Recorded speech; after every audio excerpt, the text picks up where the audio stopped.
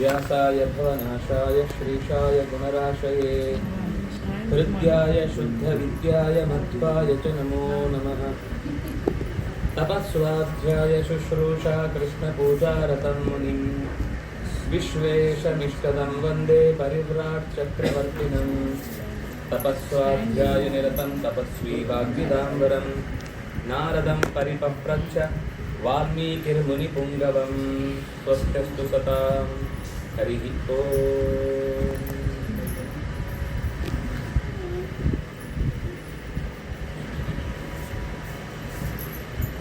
ಹರಿಗುರುದೇವತೆಗಳ ಮನಸ್ಸ ನೆನೆದು ನೆರೆದಿರುವ ಎಲ್ಲ ಭಕ್ತವೃಂದದವರನ್ನು ಕೂಡ ಹೃತ್ಪೂರ್ವಕವಾಗಿ ಅಭಿನಂದಿಸುತ್ತಾ, ರಾಮಾಯಣದಲ್ಲಿ ಬರುವ ಶ್ರೀರಾಮಚಂದ್ರನ ಕಥೆಯ ಉಪನಾಯಕನಾಗಿ ಹನುಮಂತನ ಕಥೆಯನ್ನು ತಿಳಿಸುವ ಸುಂದರಕಾಂಡದ ಚಿಂತನೆಯನ್ನು ನಡೆಸಬೇಕಾಗಿದೆ. ಇಲ್ಲಿ ಹನುಮಂತನ ಪಾತ್ರದ ಬಗ್ಗೆ ಏನು ನೇರವಾಗಿ ಅವನ ಹಿಂದೆ ಮುಂದೆ ಏನು ಹೇಳಲ್ಲ, ಅವನ ಕಾರ್ಯಗಳನ್ನು ಮಾತ್ರ ಪರಿಚಯ ಮಾಡುತ್ತೆ. ಹಾಗೆ ನೋಡಿದ್ರೆ ಕಿಷ್ಕಿಂಧ ಕಾಂಡದಲ್ಲೂ ಹನುಮಂತನ ಹುಟ್ಟಿನ ಬಗ್ಗೆ ಆಗಲಿ, ಅವನು ಎಲ್ಲಿಂದ ಬಂದ, ಅವನ ಹಿಂದಿನ ಜೀವನದ ಕಥೆ ಏನು ಗೊತ್ತಾಗಲ್ಲ. ಅದು ಬರುವುದು ನಮಗೆ ಮುಂದೆ ಉತ್ತರಕಾಂಡದಲ್ಲಿ. ಆದರೆ ಇಷ್ಟು ಮಾತ್ರ, ಈ ಸುಂದರಕಾಂಡದಲ್ಲಿ ಬಂದ ಸಂಗತಿ ಮಾತ್ರ ನಮಗೆ ನಿತ್ಯದಲ್ಲೂ ಒಂದು ನಾವು ಪ್ರಾರ್ಥನೆ ಮಾಡುತ್ತೇವೆ ಹನುಮಂತನದ್ದು. ಯಾವ್ದು ಹೇಳಿ?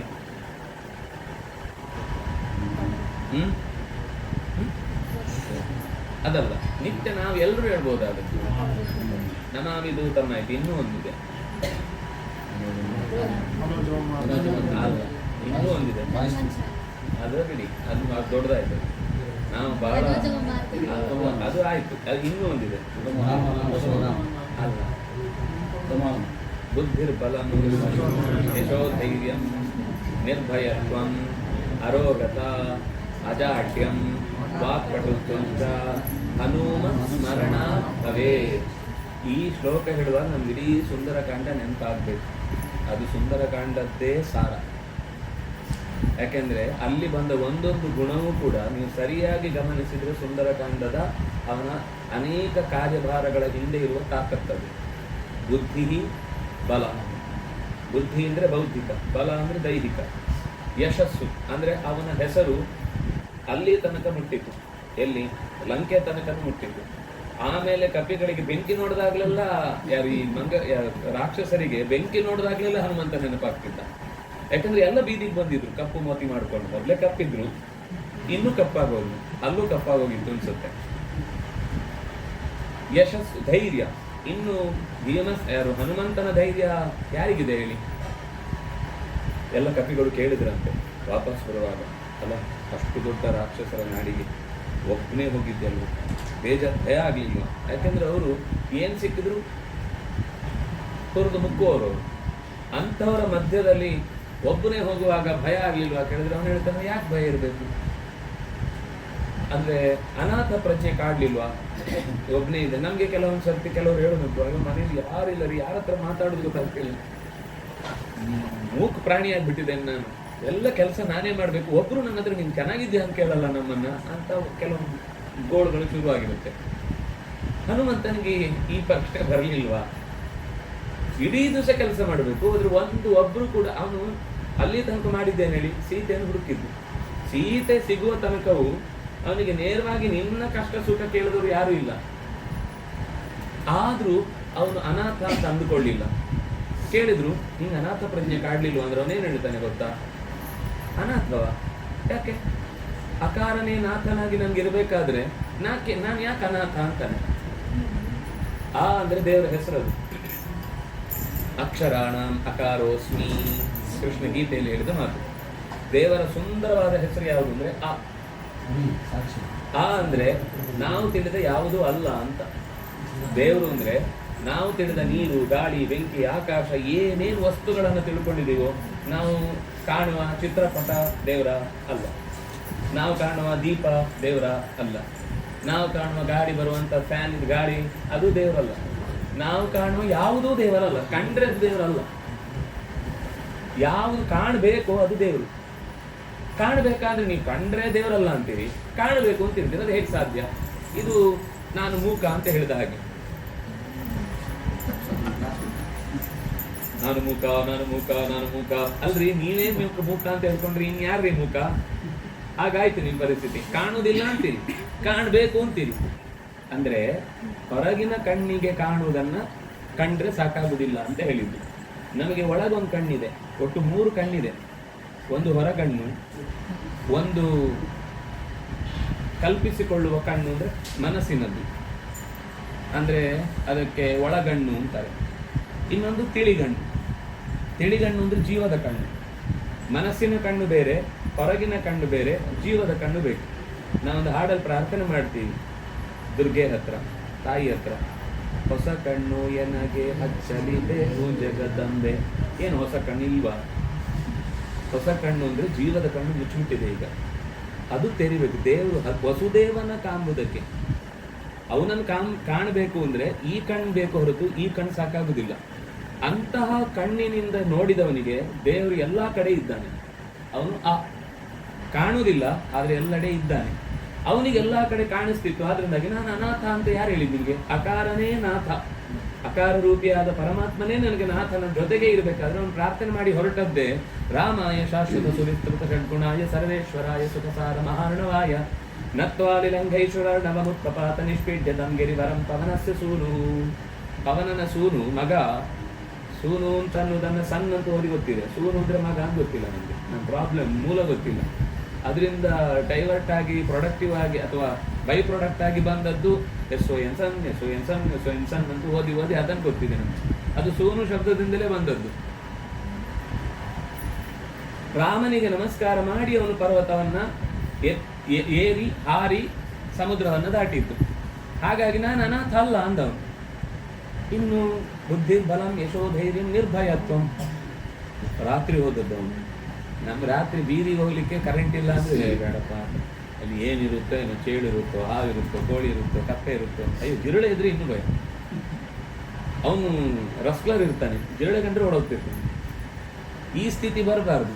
ಹನುಮಂತನ ಪ್ರಾರ್ಥನೆ ಮಾಡಿ ನಮ್ಮಲ್ಲಿ ಇರಬೇಕಾದ ಇನ್ನೊಂದು ಗುಣ ಯಾವುದು ಅಂದ್ರೆ ನಿರ್ಭಯತ್ವ. ಯಾವಾಗ ನಿರ್ಭಯತ್ವ ಇರುತ್ತೆ ಅಂದ್ರೆ ಜ್ಞಾನ ಇದ್ದಾಗ ನಿರ್ಭಯತ್ವ ಇರುತ್ತೆ. ಈಗ ನೋಡಿ, ಇಲ್ಲೆಲ್ಲ ಆರಾಮ ಕ್ಲೀನ್ ಆಗಿದೆ. ಅಕಸ್ಮಾತ್ ಇಲ್ಲಿ 4 ಕುರ್ಚಿ ಅಡ್ಡ ದಿದ್ದಿ ಬಿದ್ದಿದೆ, ಮಕ್ಕಳು ಆಟ ಆಡಿದ ಸಾಮಾನೆಲ್ಲ ಇಲ್ಲೇ ಇದೆ, ಎಲ್ಲ ಹಾಗೇ ಇದೆ. ಬಾಗಿಲು ಹಾಕಿದೆ, ಕರೆಂಟ್ ಇಲ್ಲ. ಬಾಗಿಲು ತೆಗೆದು ಓಡಿ ಅಂದ್ರೆ ಓಡ್ತೀರಾ ನೀವು?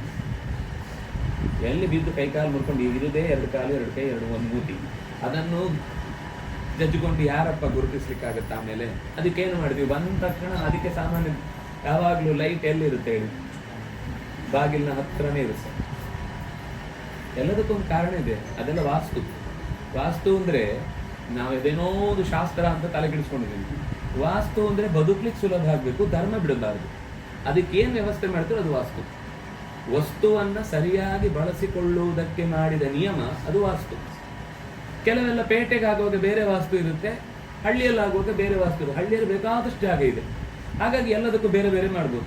ಪೇಟೆಯಲ್ಲಿ ಇರುವುದೇ 3 ಗೇಣು, ಅದರಲ್ಲೇ ನಿಲ್ಬೇಕು, ಅದರಲ್ಲೇ ಕೊಡಬೇಕು, ಅದರಲ್ಲೇ ಮಲಗಬೇಕು. ಆದರೆ ನಮಗೆ, ನಾನು ಬಹಳ ಫಸ್ಟು ಒಂದು ಮನೆಯಲ್ಲಿದ್ದಾಗ ಪೂರ್ವಕ್ಕೆ ತಿರುಗಿದ್ರೆ ಅದು ಡೈನಿಂಗ್, ಅದು ಬಂದವರ ಹಾಲು. ಪಶ್ಚಿಮಕ್ಕೆ ತಿರುಗಿದ್ರೆ ಅದು ಅಡಿಗೆ ಮನೆ, ಉತ್ತರಕ್ಕೆ ತಿರುಗಿದ್ರೆ ಅದು ಮಲಗೋ ಜಾಗ, ದಕ್ಷಿಣಕ್ಕೆ ತಿರುಗಿದ್ರೆ ದೇವ್ರ ಕೊಡು. ಇಷ್ಟೇ ತಿರುಗಿದ್ರೆ ರೂಮ್ ಚೇಂಜ್ ಆಗ್ತಿತ್ತು. ಎಲ್ಲ ಹೀಗೆ ಒಂದು ಡಬ್ಬ ಚೇಂಜ್ ಮಾಡಿದ್ರೆ ಪ್ಲೇಸ್ ಚೇಂಜ್ ಆಗ್ತಿತ್ತು. ಅಂತದ್ರಲ್ಲೂ ಬದುಕಿ ಗೊತ್ತಿರಬೇಕು. ಆದ್ರೆ ಅದೂ ಕೂಡ ವಾಸ್ತುವೇ, ಅದು ವಾಸ್ತು ಇಲ್ಲ ಅಂತ ಹೇಳುವ ಹಾಗಿಲ್ಲ.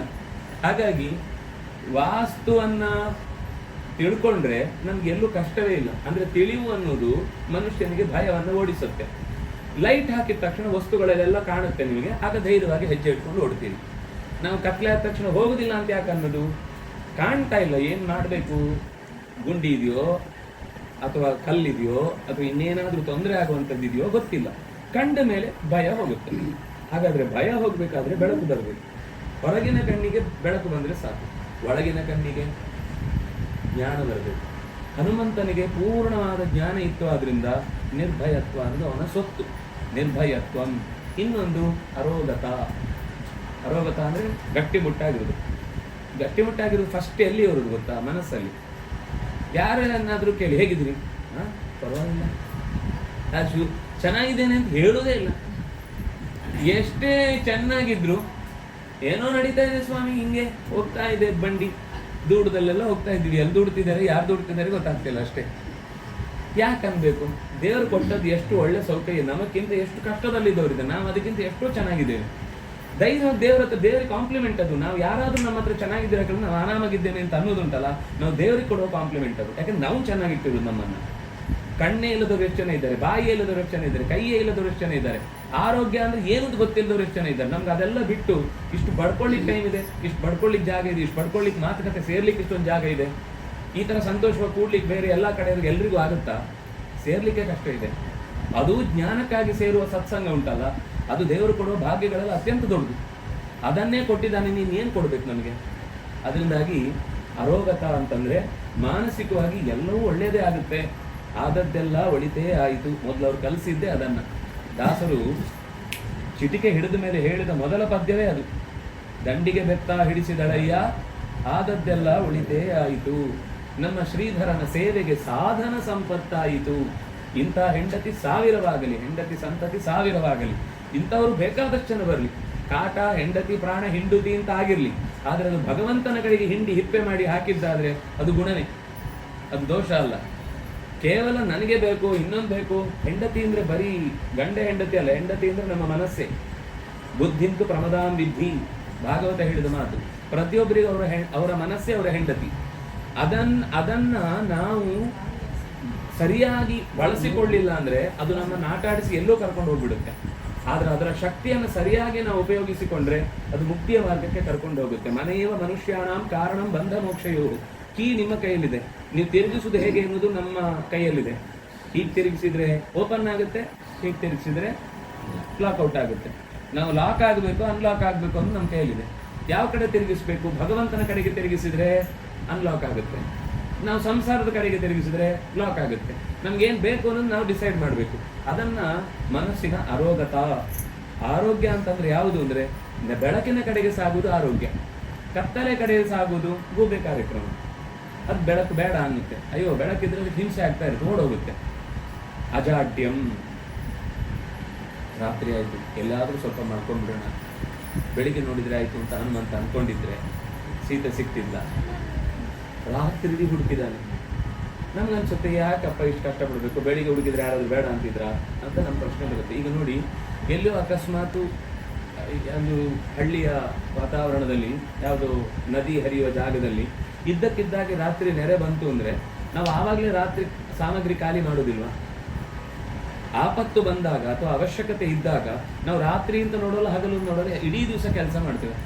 ಎಲ್ಲಿಂದ ಬರುತ್ತೆ ಸ್ಟ್ರೆಂತ್ ಅಂತ ಗೊತ್ತಿಲ್ಲ ನಮಗೆ. ಸುಸ್ತಾಗಿ ಬಂದಿರ್ತಾನೊಬ್ಬ ಆಫೀಸಿನಿಂದ, ಬ್ಯಾಡಪ್ಪ ಹಿಂಗೆ ಎಂಥದ್ದು ಬೇಡ, ಹೋಗಿ ಮಲ್ಕೋಬೇಕು. ಮನೆ ಮುಂದೆ ಬರ್ತಾನೆ, ಬೆಂಕಿ ಬಿದ್ದಿದೆ ಮನೆಗೆ.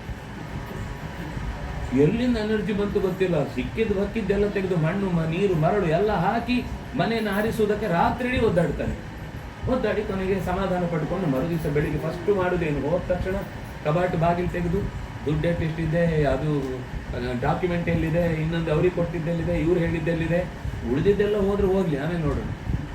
ಇದೇ ತರ ಕೃಷ್ಣನ ಗೋಕುಲದಲ್ಲಿ ಆಯಿತು ಒಂದ್ಸಲ. ಇಡೀ ಊರು ತೋಳಗಳು ಅಂದ್ರೆ ನಿಂತಲ್ಲಿ ಹೋದಲ್ಲೆಲ್ಲ ತೋಳ. ಅವರ ಜೀವನದ ದೊಡ್ಡ ಸೊತ್ತು ಅಂತ ಯಾವ್ದನ್ನ ಅನ್ಕೊಂಡಿದ್ರು ಗೊತ್ತಾ? ಹಸುವನ್ನು ಕರ್ಕೊಂಡು ಹೊರಟೋಗ್ಬಿಟ್ರು. ಉಳಿದಿದ್ದಲ್ಲಿ ಇದ್ರೆ ಹೋಗ್ಲಿ, ಅದು ಅಲ್ಲೇ ಮತ್ತೆ ಸಂಪಾದನೆ ಮಾಡ್ಬೋದು. ಹಸು ಮಾತ್ರ ತಗೊಂಡೋದು. ಅಂದ್ರೆ ಯಾರಿಗೆ ಯಾವುದ್ರಲ್ಲಿ ಜೀವನ ಇಂಪಾರ್ಟೆಂಟ್ ಅಂತ ಅನ್ಸಿರುತ್ತೋ ಅವ್ರು ಅದಕ್ಕೆ ಕೈ ಹಾಕ್ತಾರೆ. ನಮ್ಗೆ ಕಷ್ಟ ಬಂದಾಗ ಗೊತ್ತಾಗುತ್ತೆ ನಾವು ಯಾವ್ದಕ್ಕೆ ಇಂಪಾರ್ಟೆನ್ಸ್ ಕೊಡ್ತೀವಿ, ಅಲ್ಲಿ ತನಕ ಗೊತ್ತಾಗಲ್ಲ. ಆದ್ರೆ ಆ ಸಂದರ್ಭದಲ್ಲೂ ಕೂಡ ಮನಸ್ಸು ಸರಿಯಾಗಿ ಕೆಲಸ ಮಾಡಬೇಕು ಅಂದ್ರೆ ಜಾಡ್ಡೆ ಇರಬಾರ್ದು, ಸರಿ ವರ್ಕ್ ಆಗ್ಬೇಕು. ಅಯ್ಯೋ ಅದನ್ನು ತಂದ್ಬಿಟ್ನ, ತಂದದ್ದು ಯಾವ್ದು ನೋಡಿಸ್ಬೇಕು, ಅಡ್ಡಿದ್ದು ಡಾಕ್ಯುಮೆಂಟ್ ಅಂತ ತಂದ್ಬಿಟ್ಟಿರ್ತಾನೆ, ಆಮೇಲೆ ತಲೆಗೆ ಚಚ್ಕೋತಾ ಇರ್ತಾನೆ, ಅದೆಲ್ಲ ಹೋಯ್ತು ನೀರಲ್ಲಿ. ಆದರೆ ಜಾಡ್ಯ ಅನ್ನೋದು ಮನುಷ್ಯನಿಗೆ ದೊಡ್ಡ ರೋಗ. ಅದು ಒಂದು ಬಿಟ್ಟು ಹೋಯ್ತು ಅಂದ್ರೆ ಕ್ರಿಯಾಶೀಲನಾಗಿರ್ಬೇಕಾದದ್ದು ಮನುಷ್ಯನ ಕರ್ತವ್ಯ. ಒಂದು ಸರಳವಾದ ವಿಚಾರ, ನೀರು ಹರಿತಾ ಇದ್ರೆ ನದಿ, ಹರಿಯದೆ ಒಂದು ಕಡೆ ನಿಂತಿತೋ ಅದು ಸೊಳ್ಳೆ ಗೂಡು. ಸಮಸ್ತ ಪ್ರಾಣಿ ಸಂಗ್ರಹಾಲಯ ಎಲ್ಲ ಇರುತ್ತೆ ಅದರಲ್ಲಿ. ಆಮೇಲೆ ಅದನ್ನು ಉಪಯೋಗಿಸ್ಲಿಕ್ಕೂ ಆಗಲ್ಲ, ಅದನ್ನು ಖುಷಿ ಪಟ್ಟು ಯಾರು ಸಂತೋಷ ಪಡ್ಲಿಕ್ಕೂ ಆಗಲ್ಲ. ಅದನ್ನಾಗಿ ಮನಸ್ಸು ನಿಂತ್ರೆ, ಜಾಡ್ಯಕ್ಕೆ ಬಿತ್ತು ಅಂದ್ರೆ ಅದು ಕೊಳೆತ ಹೂಳಾಗಿ ಬಿಡುತ್ತೆ, ಹೂಳು ತುಂಬಿದ ಕೆರೆ ಆಗಿಬಿಡುತ್ತೆ. ಹಾಗಾಗದ ಹಾಗೆ ನೋಡ್ಕೊಳ್ಬೇಕು. ಹನುಮಂತ ಜಾಡ್ಯ ಇಲ್ಲದೆ ಹಗಲು ರಾತ್ರಿ ಕೆಲಸ ಮಾಡಿದ್ದಾನೆ. ಅಜಾಡ್ಯಂ. ಇನ್ನೂ ಒಂದು, ಅದು ಬೇರೆ ಕೊಡಬೇಕು. ನಾವು ಅದನ್ನ ಒಂದು ಎಲ್ಲಿಯಾದರೂ ಅರ್ಧ ಕೆಜಿ ವಾಕ್ಪಟುತ್ವ ಕೊಡಿ ಅಂತ ಬಂದು ನಾಲಿಗೆಗೆ ತಿಕ್ಲಿಕ್ಕಾಗಲ್ಲ. ಅದು ತಾನಾಗಿ ದೇವರು ಕೊಟ್ಟ ಸಂತೋಷ. ವಾಕ್ಪಟುತ್ವ ಅನ್ನೋದು ಪ್ರಾರ್ಥನೆ ಮಾಡಿ ಬರುವಂಥದ್ದು. ದೇವರ ಹತ್ರ ಕೇಳ್ಕೊಳ್ಬೇಕು. ಒಳ್ಳೆಯ ವಿಚಾರಕ್ಕೆ ಮಾತನ್ನು ಉಪಯೋಗಿಸ್ಲಿಕ್ಕೆ ಶುರು ಮಾಡಿದರೆ ಮಾತು ಚೆನ್ನಾಗಿ ಸುಲಭ ಆಗುತ್ತೆ. ಇದ್ದ ಬದ್ದ ಎಡವಟ್ಟು ವಿಷಯಗಳನ್ನೇ ಮಾತಾಡಿಕೊಂಡು ಉಳಿದವರ ವಂಶಾವಳಿಗಳನ್ನೇ ಹೇಳ್ಕೊಂಡು ಬದುಕ್ತಾ ಇದ್ರೆ ಆವಾಗ ಯಾವತ್ತೂ ನಾಲಿಗೆ ಶುದ್ಧ ಆಗುದಿಲ್ಲ. ನಾಲಿಗೆ ಶುದ್ಧ ಆಗ್ಬೇಕು ಅಂದ್ರೆ ಒಳ್ಳೆ ವಿಚಾರಗಳನ್ನು ಮಾತಾಡಿದ್ರೆ ತನ್ನಿಂದ ತಾನೇ ಬರುತ್ತೆ. ಅದು ಹನುಮಂತನದ್ದೇ ದಯೆ. ಮತ್ತೆ ವಾಕ್ಪಟುತ್ವ ಇದಿಷ್ಟೂ ನಮಗೆ ಸುಂದರಕಾಂಡದಲ್ಲಿ ಸಿಗುತ್ತೆ. ಆರಂಭ ಏನು, ಸೀತೆಯನ್ನು ಹುಡುಕ್ಲಿಕ್ಕೆ ಹೊರಟರು, ತಿಂಗಳಾಯ್ತು, ಸಿಗ್ಲಿಲ್ಲ. ಕೊನೆಗೆ ಸಾಯುವುದು ಅಂತ ಅನ್ಕೊಂಡ್ರು ಎಲ್ರು. ಅಷ್ಟೊತ್ತಿಗೆ ಸಂಪಾತಿ ಬಂದವ ರಾಮನ ಕಥೆಯನ್ನು ಅವ್ರು ಹೇಳ್ಕೊಡ್ತಾ ಇದ್ರು. ಸಾಯ್ಲಿಕ್ಕೆ ಅಂತ ಮಲ್ಕೊಂಡಿದ್ರು. ರಾಮನ ಕಥೆ ಹೇಳ್ತಾ ಹೇಳ್ತಾ ಹೇಳ್ತಾ ಹೇಳ್ತಾ ಅದನ್ನೊಬ್ಬ ಕೇಳಿಸ್ಕೊಂಡ. ಅವನಿಗಿದ್ದಕ್ಕಿದ್ದಾಗೆ ಮೈಯೆಲ್ಲ ಗರಿ ಬಂದ್ಬಿಡ್ತು. ಅವನು ಹಿಂದೆ ಸುಟ್ಟುಕೊಂಡು ರೆಕ್ಕೆ ಕಳಚಿ ನಾರ್ತಾ ಇದ್ದ ವಾಸನೆಯಿಂದ. ತಡಿಲಿಕ್ಕೆ ಆಗ್ತಿರ್ಲಿಲ್ಲ. ಅವನು ವಾಸನೆಯನ್ನು ಅವ್ನು ತಡಿಲಿಕ್ಕೆ ಆಗ್ತಿರ್ಲಿಲ್ಲ. ಆದ್ರೆ ರಾಮನ ಕಥೆ ಕೇಳಿದ ತಕ್ಷಣ ಮೈಯೆಲ್ಲ ನಾರಿದ್ದೆಲ್ಲ ಪರಿಹಾರ ಆಗಿ ಮೈಯೆಲ್ಲ ಚಿಗುರಿ ಬಿಡ್ತು, ರೆಕ್ಕೆ ಎಲ್ಲ ಬಂದ್ಬಿಡ್ತು. ಆಗ ಅವನಿಗೆ ಗುರುಗಳು ಹೇಳಿದ್ರು, ನಿಶಾಕರ ಅನ್ನೋ ಗುರುಗಳು, ನಿನಗೆ ಯಾವಾಗ ಒಂದು ಕಥೆಯನ್ನು ಕೇಳಿ ಮೈ ನಿಮಿರುತ್ತೋ ಅಲ್ಲಿ ಅವರಿಗೆ ನೀನು ಸಹಾಯ ಮಾಡು, ನಿನ್ನ ಬದುಕಿಗೆ ಅವತ್ತಿಂದ ಮಂಗಳ. ಅವ್ನು ಸಾಯ್ತೇನೆ ಅಂತ ಹೋಗಿ ಪರ್ಮಿಷನ್ ಕೇಳ್ತಾನೆ ಗುರುಗಳ ಹತ್ರ, ನಿಶಾಕರರ ಹತ್ರ. ನಂಗೆ ದಯಾಮರಣ ಕೊಡಿ, ನಾನು ಸಾಯ್ಬೇಕು, ನಂಗೆ ಆಗ್ತಾ ಇಲ್ಲ ವೇದನೆ ತಡ್ಕೊಂಡು ಬದುಕಲಿಕ್ಕೆ ಅಂತ. ಇಲ್ಲ, ನಿನ್ನ ಜೀವನಕ್ಕೆ ಒಂದು ಪರ್ಪಸ್ ಇದೆ. ಸಾಯುವುದು ಅನ್ನೋದು ಸುಲಭದ ಮಾತು. ಆದರೆ ಎಷ್ಟೋ ಸರ್ತಿ ಸಾಯ್ತೇನೆ ಅಂತ ಹೊರಟವ ಬೆಂಕಿಯಿಂದ, ಬಾಣಲೆಯಿಂದ ಬೆಂಕಿಗೆ ಬಿದ್ದ ಹಾಗೆ. ಯಾಕೆಂದ್ರೆ ಅವನು ಕೇಳಿ ಏನು ಅಪ್ಲಿಕೇಶನ್ ಹಾಕಿ ದೇಹ ತಗೊಂಡದ್ದಲ್ಲ. ಆದ್ರಿಂದಾಗ ಅವನಿಗೆ ಬಿಡುವ ಅಧಿಕಾರವೂ ಇಲ್ಲ.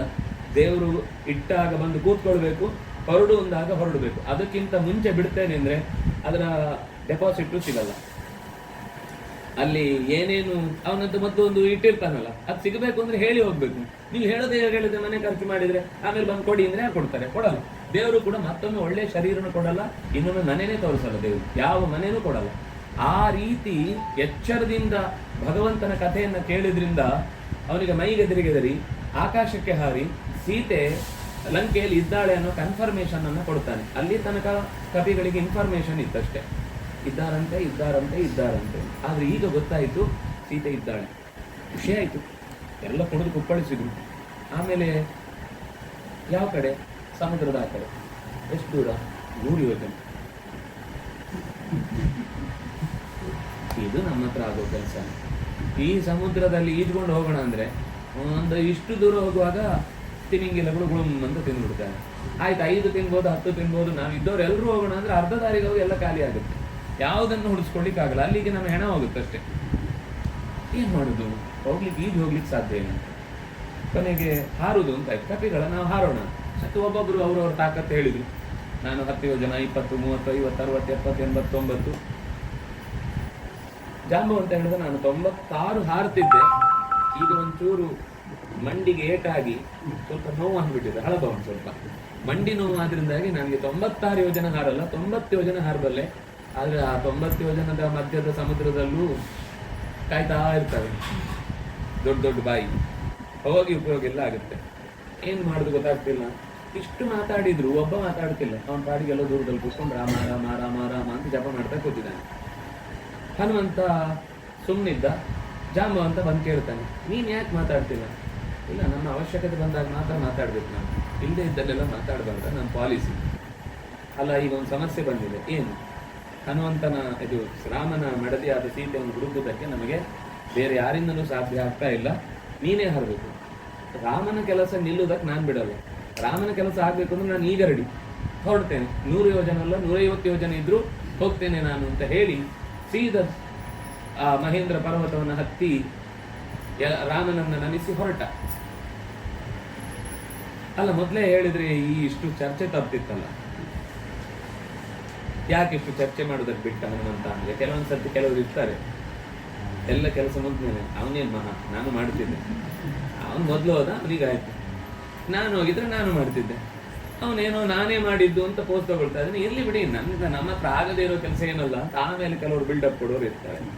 ಹನುಮಂತ ಅದಕ್ಕೋಸ್ಕರ ನಿಮ್ಮ ಏನೇನು ಸಾಮರ್ಥ್ಯ ಇದೆ ಎಲ್ಲ ಹೇಳ್ಕೊಂಡು ಬಿಡಿ, ನಿಮ್ಮ ಹತ್ರ ಆಗುದಿಲ್ಲ ಅನ್ನೋದನ್ನ ನಾನು ಮಾಡಿ ತೋರಿಸ್ತೇನೆ, ನಾನು ಜೀವೋತ್ತಮ ಅನ್ನೋದನ್ನು ನಿಮ್ಗೆ ಅರ್ಥ ಮಾಡಿಸ್ಬೇಕಿತ್ತು, ಅದಕ್ಕೋಸ್ಕರ ನಾನು ಸುಮ್ಮನಿದ್ದೆ ಅಂತ ಹೇಳ್ತಾನೆ. ಆಯ್ತು, ಹಾರಿದ್ದಂತೂ ಆಯ್ತು. ಹಾರುವಾಗ ಏನಾಯ್ತು, ಮರಗಳೆಲ್ಲ ಕಿತ್ಕೊಂಡು ಬಂತು ಅವನ ವೇಗಕ್ಕೆ. ಅದು ಹೇಗಿತ್ತು ಅಂತ ವರ್ಣನೆ ಮಾಡುತ್ತಾರೆ. ಅಲ್ಲಲ್ಲಿ ಬಿತ್ತು, ಯಾವುದ್ರ ವೇಗ ಜಾಸ್ತಿ ಇತ್ತು ಅದು ಮುಂದೆ ಬಂತು, ಯಾವುದ್ರ ವೇಗ ಕಮ್ಮಿ ಇತ್ತು ಅಲ್ಲಲ್ಲೇ ಬಿತ್ತು. ಅದು ಮುಂದೆ ಸೇತು ಬಂಧ ಕಟ್ಟಲಿಕ್ಕೆ ಈಗಲೇ ನೀಲನಕ್ಷೆ ಹಾಕಿದಾಗಿತ್ತಂತೆ, ಬ್ಲೂ ಪ್ರಿಂಟ್. ಎಲ್ಲಿ ಕಟ್ಟಬೇಕು ಮುಂದೆ, ಅದು ಪುಟ್ ಪುಟ್ ಪುಟ್ ಪುಟ್ ಅಂತ ಒಂದೊಂದು ಕಡೆ ಬೀಳ್ತಾ ಹೋಯ್ತು. ಬಿದ್ದದ್ದು ಇದೇ ದಾರಿಯಲ್ಲಿ ನಾವು ಕಟ್ಟಿದ್ರೆ ಸೇತುವೆ ಚೆನ್ನಾಗಿರುತ್ತೆ ಅನ್ನೋದಕ್ಕೆ ಅವನೇ ಪ್ಲಾನ್ ಮಾಡಿ ಹೋಗಿದ್ದ ಹನುಮಂತ. ಆಯ್ತು, ಸ್ವಲ್ಪ ದೂರ ಹೊರದ್ರು. ಹೋಗಿ ಮಧ್ಯದಲ್ಲಿ ಒಬ್ಬ ಮೈನಾಕ ಅನ್ನುವ ಪರ್ವತದ ಅಭಿಮಾನಿ ದೇವತೆ ಬಂದ. ನಮಗೆ ನಮ್ಮ ಶಾಸ್ತ್ರದಲ್ಲಿ ಒಂದು ಯಾವಾಗಲೂ ನಮಗೆ ಇರಬೇಕಾದ ಎಚ್ಚರ ಏನು ಅಂದ್ರೆ, ಪರ್ವತ ಅಂದ್ರೆ ಬರೀ ಪರ್ವತ ಆಗಿರುವುದಿಲ್ಲ. ಪರ್ವತ ಒಂದು ಜಡ ಇದೆ, ಆ ಜಡದ ಜೊತೆಗೆ ಒಂದು ದೇವತೆ ಇರ್ತಾನೆ. ಒಂದು ನದಿ ಅಂದ್ರೆ ಅದು ಬರೀ ನದಿ ಅಲ್ಲ, ನದಿಯಲ್ಲಿ ಒಬ್ಬಳು ನದಿ ಅಭಿಮಾನಿನಿ ಇರ್ತಾಳೆ. ಎಲ್ಲ ನದಿ, ಅದು ನಿಮ್ಮ ಮನೆಯ ಹತ್ತಿರದಲ್ಲಿ ಹರಿಯುವ ಸಾಮಾನ್ಯ ನದಿ ಆದ್ರೂ ಸರಿ ಅದಕ್ಕೊಂದು ದೇವತೆ ಇದೆ. ಯಾಕಂದ್ರೆ ಸಾರ್ಧ ತ್ರಿಕೋಟಿ ನದ್ಯಾಭಿಮಾನಿ ದೇವತೆಗಳಿದ್ದಾರೆ ಅಂತ ನಾವು ನಿತ್ಯದಲ್ಲಿ ಸಂಕಲ್ಪ ಮಾಡುವಾಗ ಸಾರ್ಧ ತ್ರಿಕೋಟಿ ನದ್ಯಾಭಿಮಾನಿ ದೇವತಾ ಸನ್ನಿಹಿತ ಸಂಸು ಅಂತ ನಾವು ಪ್ರಾರ್ಥನೆ ಮಾಡಿಯೇ ಸ್ನಾನ ಮಾಡುದು, ಪ್ರಾರ್ಥನೆ ಮಾಡಿಯೇ ಸಂಕಲ್ಪ ಮಾಡುದು.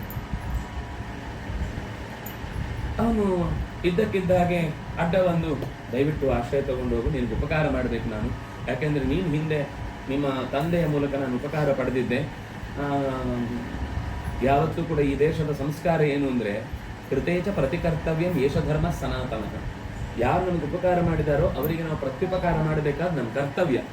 ಆದ್ರಿಂದ ನಾನು ನಿನಗೆ ಹಾಲು ಹಣ್ಣು ಹಂಪಲು ಸ್ವಲ್ಪ ವಿಶ್ರಾಂತಿ ವ್ಯವಸ್ಥೆ ಮಾಡಿದ್ದೇನೆ, ತಗೊಂಡು ಹೋಗು ಅಂತಾನೆ. ಅಂತ ಹೇಳ್ತಾನೆ, ರಾಮನ ಕಾರ್ಯಕ್ಕಾಗಿ ಹೊರಟಾಗ ನನಗೆ ಇದು ಯಾವುದು ಈಗ ಮುಖ್ಯ ಅಲ್ಲ, ಆದರೆ ನೀನು ಒಳ್ಳೆಯ ಉದ್ದೇಶದಿಂದ ಕೊಟ್ಟಿದ್ದಿ, ಆದರೆ ಈಗ ಸಮಯ ಇಲ್ಲ, ಮತ್ತೊಮ್ಮೆ ಸಿಗ್ತೇನೆ ನಿನಗೆ ಅಂತ ಅವನನ್ನು ಅಪ್ಕೊಂಡು ಹಾಗೆ ಕೆಳಕ್ಕೆ ತಳ್ಳಿ ಹೊರಟೋಗ್ತಾನೆ.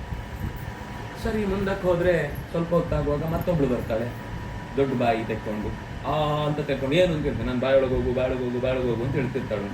ಅದೇನು ಬಾಯೊಳಗೆ ಹೋಗು, ಇಲ್ಲ ನಂಗೊಂದು ವರ ಇದೆ, ಈ ದಾರಿಯಲ್ಲಿ ಯಾವುದೇ ಹೋಗೋದಾದ್ರೂ ನಾನು ಬಾಯೊಳಗೆ ಹೋಗೇ ಹೋಗ್ಬೇಕು.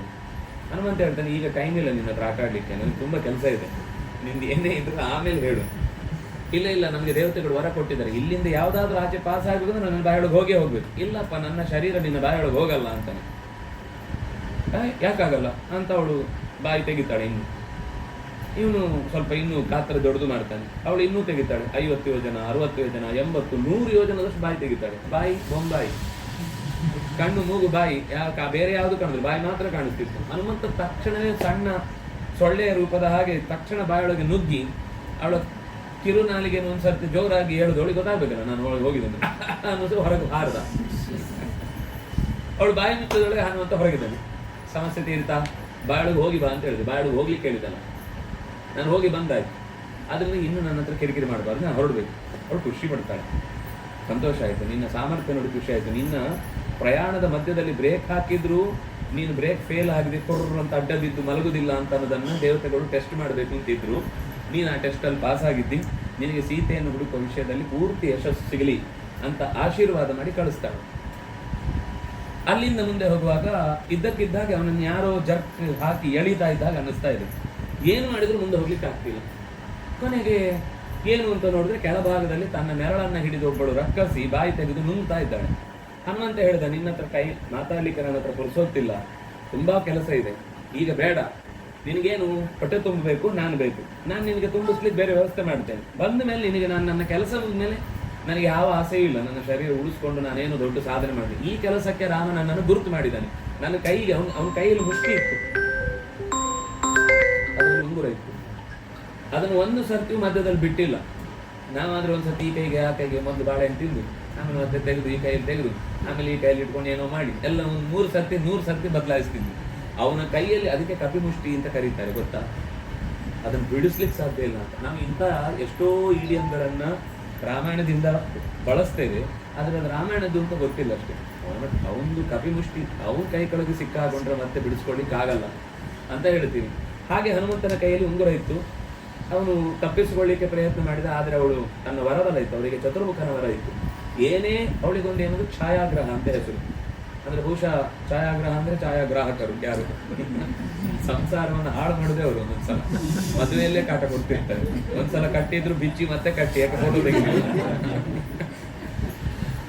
ಪುರೋಹಿತರು ಗಟ್ಟಿ ಹೇಳಬೇಕು ಅಥವಾ ಯಜಮಾನ ಗಟ್ಟಿ ಹೇಳಬೇಕು, ನೀವು ಒಂದೋ ವೇಷದಲ್ಲಿ ಬರಬೇಕು.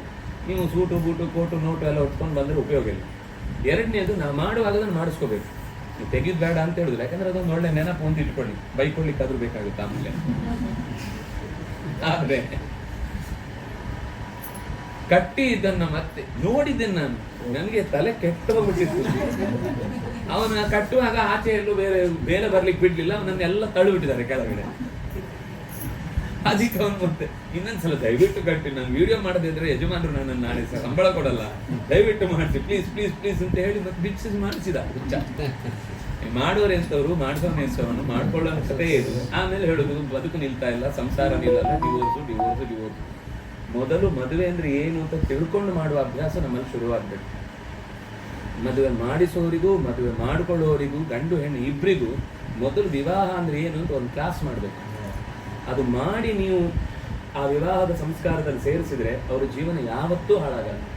ನಮಗಿವತ್ತು ಅದರ ಮಹತ್ವ ಏನು, ಅದರಲ್ಲಿರುವ ಶ್ರದ್ಧೆ ಏನು, ಅದಕ್ಕಿರುವ ಇಂಪಾರ್ಟೆನ್ಸ್ ಏನು, ಏನೂ ಗೊತ್ತಿಲ್ಲದೆ ಒಂದು ನಾಟಕದ ಕಂಪನಿ ಮದುವೆ ಸಿನಿಮಾಗಳೆಲ್ಲ ಮದುವೆಯ ಕಾರ್ಯಕ್ರಮ ಮಾಡಿಸ್ತಾರಲ್ಲ, ಅಷ್ಟೇ ಆಗ್ಬಿಟ್ಟಿದೆ.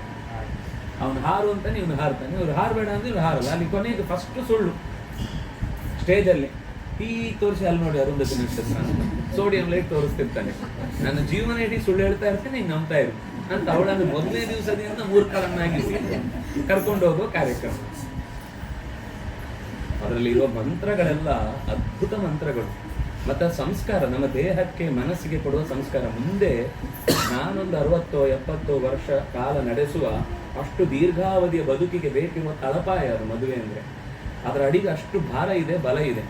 ಅದರ ಬಗ್ಗೆ ಪ್ರಜ್ಞೆಯಿಂದ ನಾವು ಮಾಡಿಸಿದ್ರೆ, ಕೇಳಿ ಮಾಡಿಸಿದ್ರೆ, ಮತ್ತೆ ಯಾವತ್ತೂ ಅವರ ಮನಸ್ಸಿನಲ್ಲಿ ಮನಸ್ತಾಪ ಹುಟ್ಟು ಸಾಧನೆ ಬರುತ್ತೆ. ನಮ್ಮಲ್ಲಿ ಮಾತಿಲ್ವಾ, ಗಂಡ ಹೆಂಡರ ಜಗಳ ಉಂಡು ಮಲಗುವ ತನಕ. ಇದು ಒಂದೇ ದಿವಸ ಉಂಡು ಮಲಗಿದ್ದು, ಎರಡನೇ ದಿವಸ ಅವ್ರು ಬೇರೆ ಮನೆ, ಇವ್ರು ಬೇರೆ ಮನೆ. ಇವತ್ತು ಕುಟುಂಬ ಅಂದ್ರೆ ಗಂಡ ಹೆಂಡತಿ ಒಟ್ಟಿಗಿದ್ದಾರೆ ಅಂತ ಅಷ್ಟೇ ಕುಟುಂಬ ಅಂದ್ರೆ. ಅದ್ರ ಆಚೆಗೆ ಗೊತ್ತೇ ಇಲ್ಲ ಏನು ಅಂತ.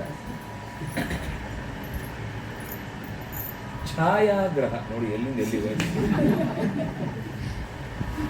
ಛಾಯಾಗ್ರಹ ಅಂದ್ರೆ ನೆರಳನ್ನ ಹಿಡಿಯುವ ಶಕ್ತಿ. ಇವತ್ತು ಬರ್ಮುಡಾ ಟ್ರಯಾಂಗಲ್ ಏನು ಅಂತ ಯಾರಿಗೂ ಅರ್ಥನೇ ಆಗಲಿಲ್ಲ.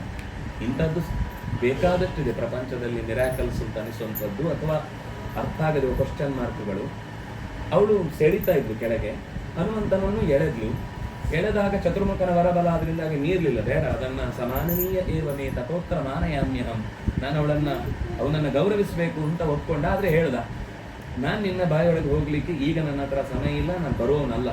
ಆದ್ರೆ ನೀನು ಹಠ ಮಾಡ್ತಾ ಇದ್ದಿ ಅಂದ್ರೆ ನನಗೆ ತಪ್ಪಿಸ್ಕೊಳ್ಳೇಬೇಕಾಗುತ್ತೆ, ನಾನು ಅನಿವಾರ್ಯವಾಗಿ ನನ್ನ ಶಕ್ತಿ ಪ್ರಯೋಗ ಮಾಡಿ ನಾನು ಹೊಟ್ಟೆಗೆ ಹೋಗ್ಬೇಕು. ನೀನು ನುಂಗಿದ ಮೇಲೆ ತನ್ನ ಶರೀರವನ್ನ, ಗಾತ್ರವನ್ನು ಹಿರಿದಾಗಿಸಿ ಶರೀರವನ್ನ ಭೇದಿಸಿ ಹೊರಗೆ ಬಂದ. ಅವಳ ಗಂಟಲು ಒಂದು ಕೆಮ್ಮು ತರಿಸಿ ಹೊರಗೆ ಬಂದ. ಇಲ್ಲಿ ಶರೀರವನ್ನೇ ಭೇದಿಸಿ ಪ್ರಾಣವನ್ನೇ ತೆಗೆದ. ಆದ್ರೂ ತನ್ನ ಪ್ರಯಾಣದ ವೇಗ ನಿಲ್ಲಿಲ್ಲ, ಹೋಗ್ತಾನೆ ಇದ್ದ. ಅದು ಹನುಮಂತ ಅಂದ್ರೆ. ನಮ್ಗೆ ಬ್ರೇಕ್ ಬಿದ್ರೆ ರಸ್ತೆ ಎಲ್ಲ ಎಲ್ಲೆಲ್ಲಿದೆ ಅಂತ ಅಷ್ಟೂ ಕಾಣುತ್ತೆ ಒಂದ್ಸಲಕ್ಕೆ. ಆದ್ರೆ ಹನುಮಂತ ಕೊನೆಗೂ ಲಂಬೆ ಸಲಂಬ ಶಿಖರೇ ನಿಪಪಾತ ಲಂಕಾ ಪ್ರಾಕಾರ ರೂಪಕ್ಕೆ ಗಿರಾವತ ಸಂಚುಕೋಚ, ತನ್ನ ಶರೀರವನ್ನು ಕೊಂಡು ಹೋಗಿ ಆ ಲಂಕೆಯ ದ್ವೀಪದ ಹೊರಭಾಗದ ಲಂಬ ಅನ್ನುವ ಶಿಖರದ ತುದಿಯಲ್ಲಿ ಹೋಗಿ ಕೂತ. ಇತ್ತ ನೋಡ್ತಾನೆ, ಸೂರ್ಯಾಸ್ತ ಆಗ್ತಾ ಇದೆ.